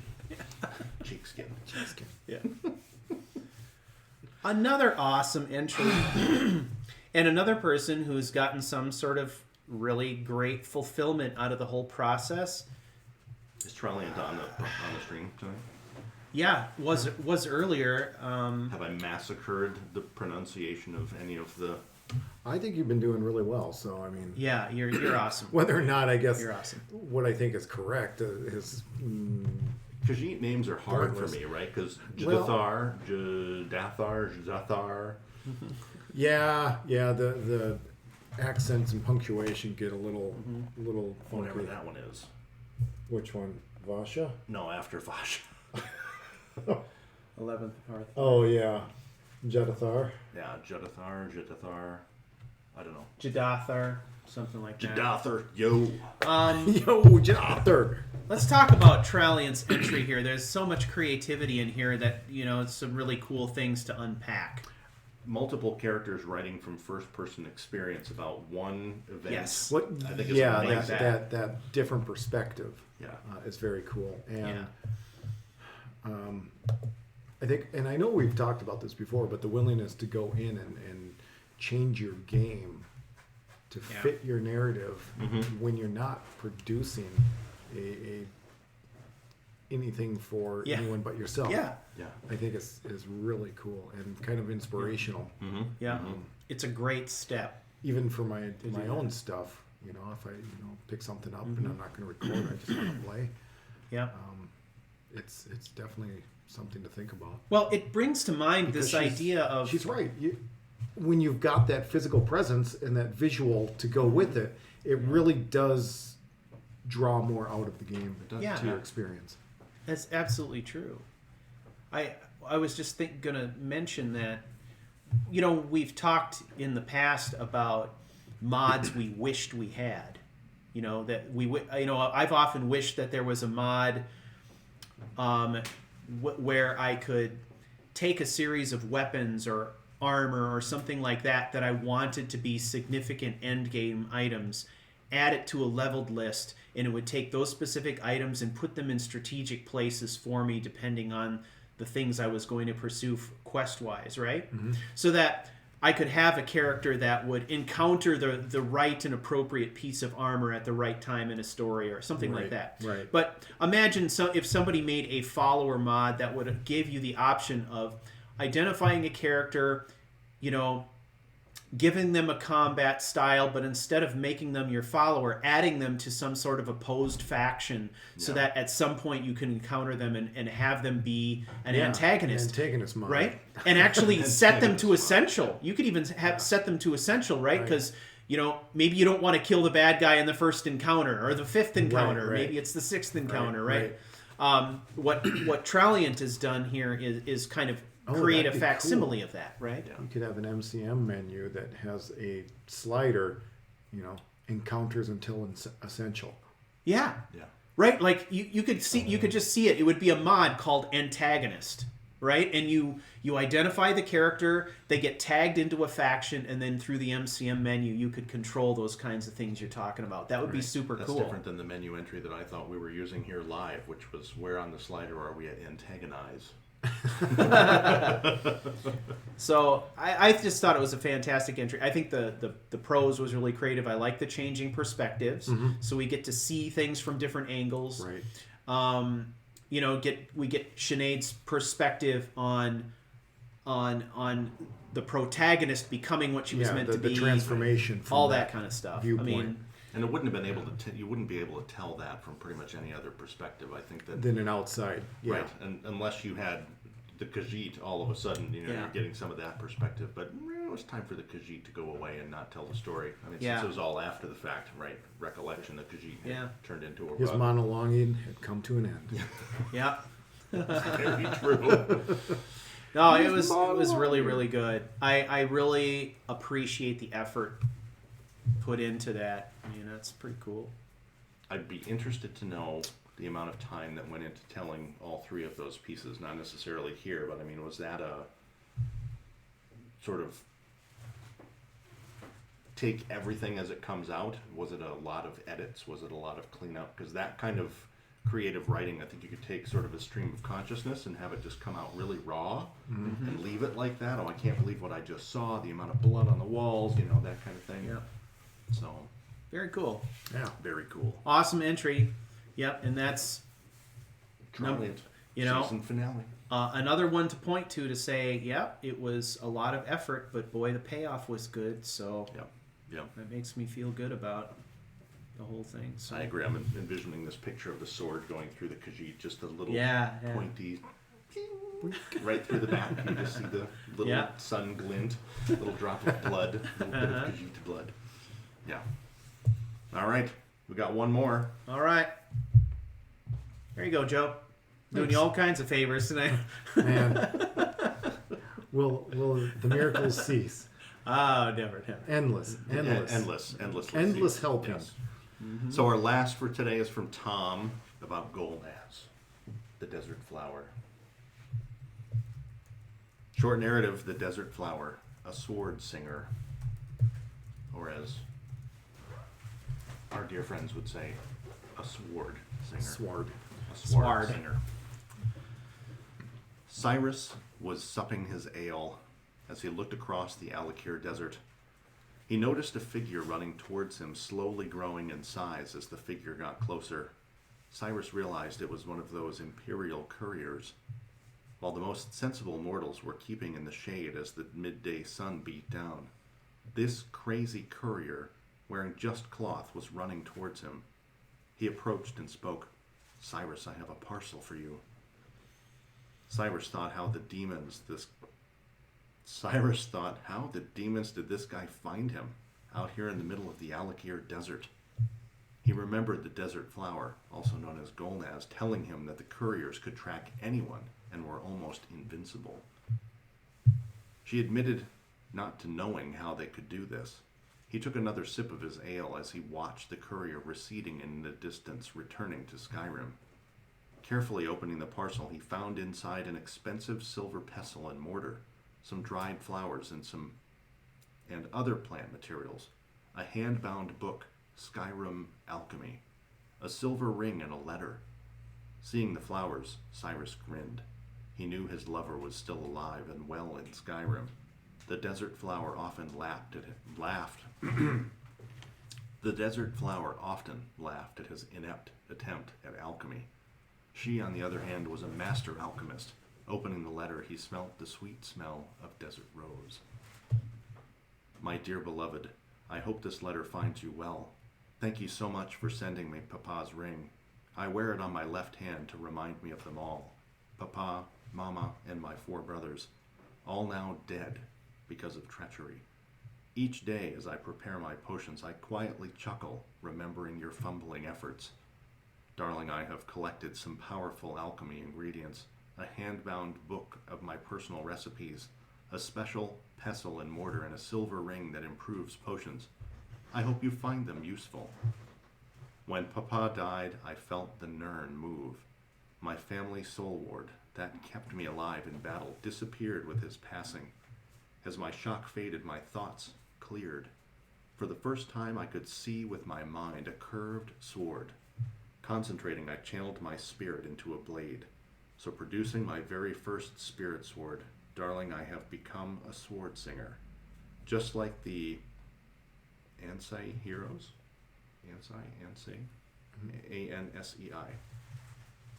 Just like the Ansei heroes of old, I realized that Tuatha had given me a blessing, so I can avenge the death of my family by that snake in the sand, Kamatu. I have become quite proficient at sword singing. I just need to find which rock Kamatu is hiding under. My orc friend, Duraz, has contacted some of the Kamatu soldiers in Whiterun. She plans to meet up with them at Rorikstad, then track them to Kamatu's hideout. Once I know where he is hiding, then I can cut Kamatu's head off. Too bad if his troops stand in the way. Then, of course, the leader of the Dark Brotherhood needs to die for killing Papa. I know Kamatu never paid him for the them for the killing. They were just being vindictive, as I had killed many of their highly trained assassins. I have found the hideout of the Dark Brotherhood. However, I cannot open the door to gain access. Somehow I must draw the leader out. Not sure how yet. While I wait, I'm going to elsewhere. But that Altmer I told you about, Orion Morelius,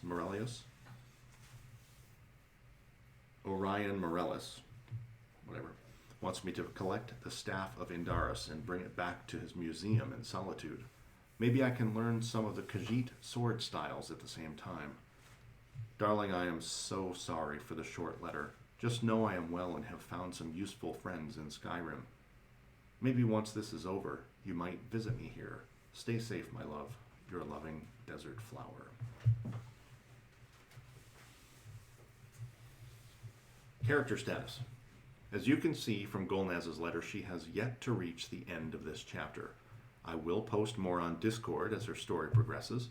You may remember Golnaz is a Redguard from the Alakir Desert, part of the Asaba clan.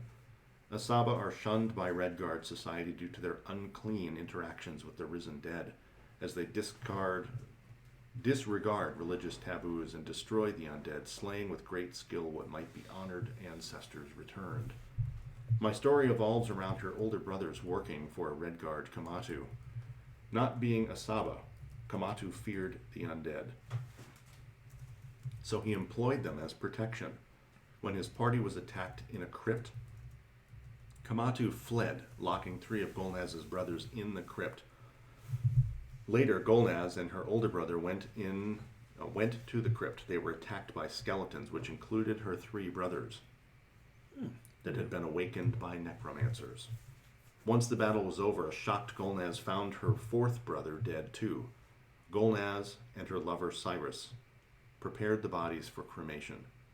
Taking the family ashes back to her papa, Ansai, and mama, Izara, her mama died shortly after from the shock of hearing that her sons had all died. Golnaz decided to go to Skyrim and kill Kamatu with her papa's blessing. In Skyrim, Golnaz has been doing contract work for the Altmer, Orion Morelius. You guys, do you know who that is? Yeah. How do I pronounce that? That I want to say that's Orion? That's the. Can I see it? I apologize for ruining that. Oh yeah. Well, I'm not sure on the pronunciation. I guess Arian is how I would pronounce it. Yep. But that's the guy who actually runs the giant museum in Solitude from the Legend of the Dragonborn mod or whatever. Okay. Yeah. Yeah, and so he's actually a great person to use as a linchpin in a story because he's a pretty prolific quest giver. Sure. And you could actually mold those quests he gives you into any kind of thing you wanted to. Here we're talking about somebody who's sort of commandeered that character and said, this person is, we're going to say, is associated with the Thalmor, right? Yep. Although Sure. the mod doesn't dictate that that's who the person is. Right. You can certainly do it yourself, and you could stage a whole bunch of different quests that Well, way. which would be and great. being in Solitude, would make perfect sense to take that angle. It would. And it just says that this is going on while trying to recover artifacts for his Dragonborn Museum in Solitude. So, Right. Yeah. while adventuring, Golnaz has found companionship with the people who have chosen to follow her along with the Companions Guild in Whiterun. Orion, who had Golnaz cross most of Skyrim from Riften to Markarth and many places in between. Golnaz loves to adventure, collecting ancient rare artifacts. The fact he's paying her to do it is a bonus. Golnaz used to use a sword or mace, both metal. With the passing of her papa, Golnaz believes that the Yokoden god of souls, Tuwaka, Yokuden and Tuwaka, yeah. like Arche for the Imperials is what it says, had helped her become a sword singer. She creates a spirit blade which allows her to cut down even Draugr Death Lords. Her master alchemy swords have skills, not swords. I got swords on the brain now. Have helped her and her companions both win and survive many battles. Her spirit blade, coated with a poison, can slice through even the strongest of enemies. She has begun to settle in Skyrim, buying property and or land in Whiterun, Fasgar, and Falkreath. She has even come to the attention of Queen Elisif, who has offered her a thainship if she wants to buy a property, but prices are currently too high. In Solitude, they're always too high. Always higher in the city. Yeah. It's always higher in the city. So that's it, and that's all of the submissions. Who's that submission by again? Tom. All right, that was Tom. Awesome. So good. Yeah. So good. So good. Yeah. Yeah. I don't think there's any more emails, unless Awesome. people have submitted some while we were waiting here. No, I think that's it. No, that's That sounds about right. It's pretty amazing. Wow, great job. I like this one a lot too. So many cool things going on there.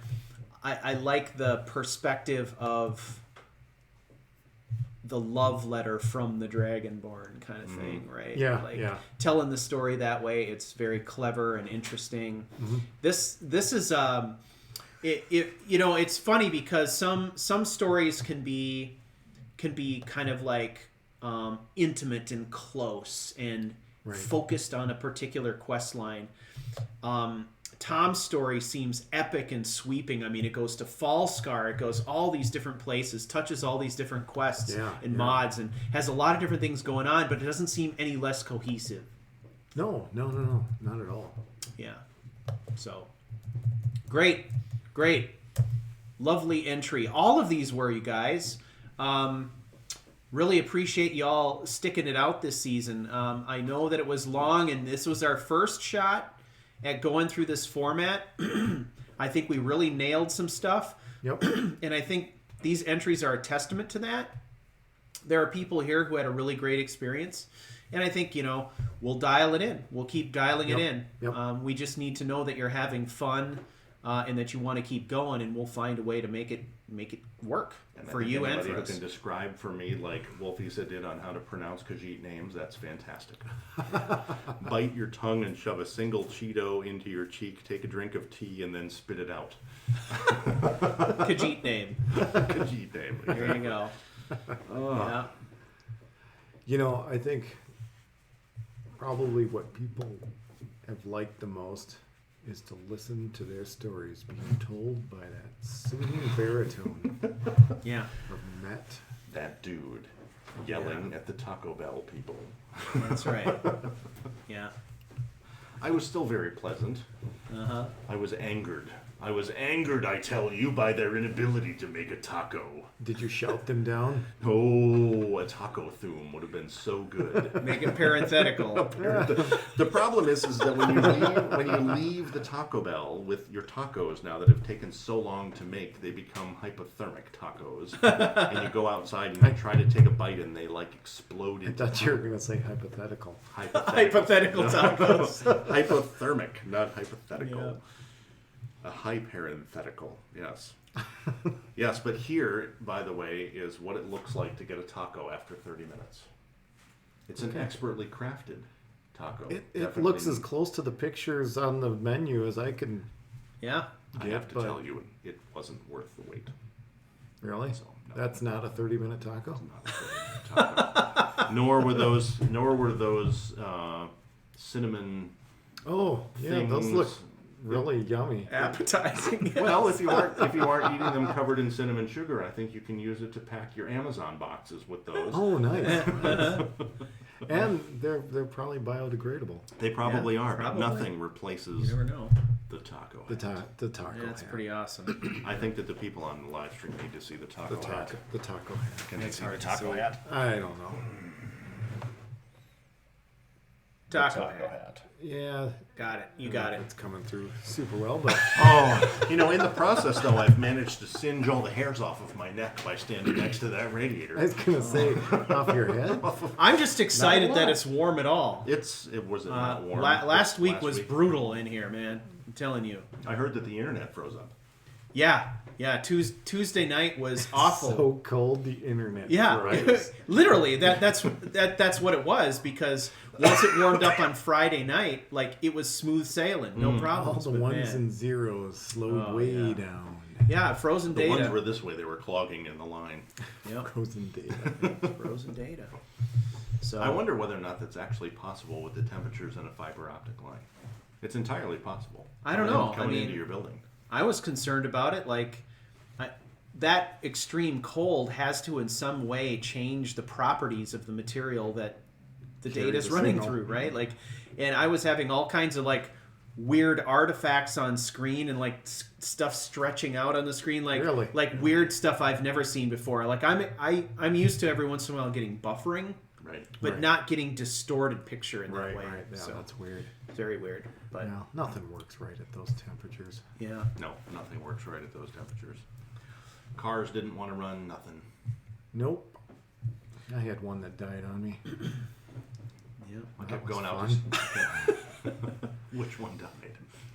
Oh, our Highlander. Everything else started up, but that one didn't so much. Until Oh, well. changing a battery at 20 below is not Oh, fun. man. Just not fun.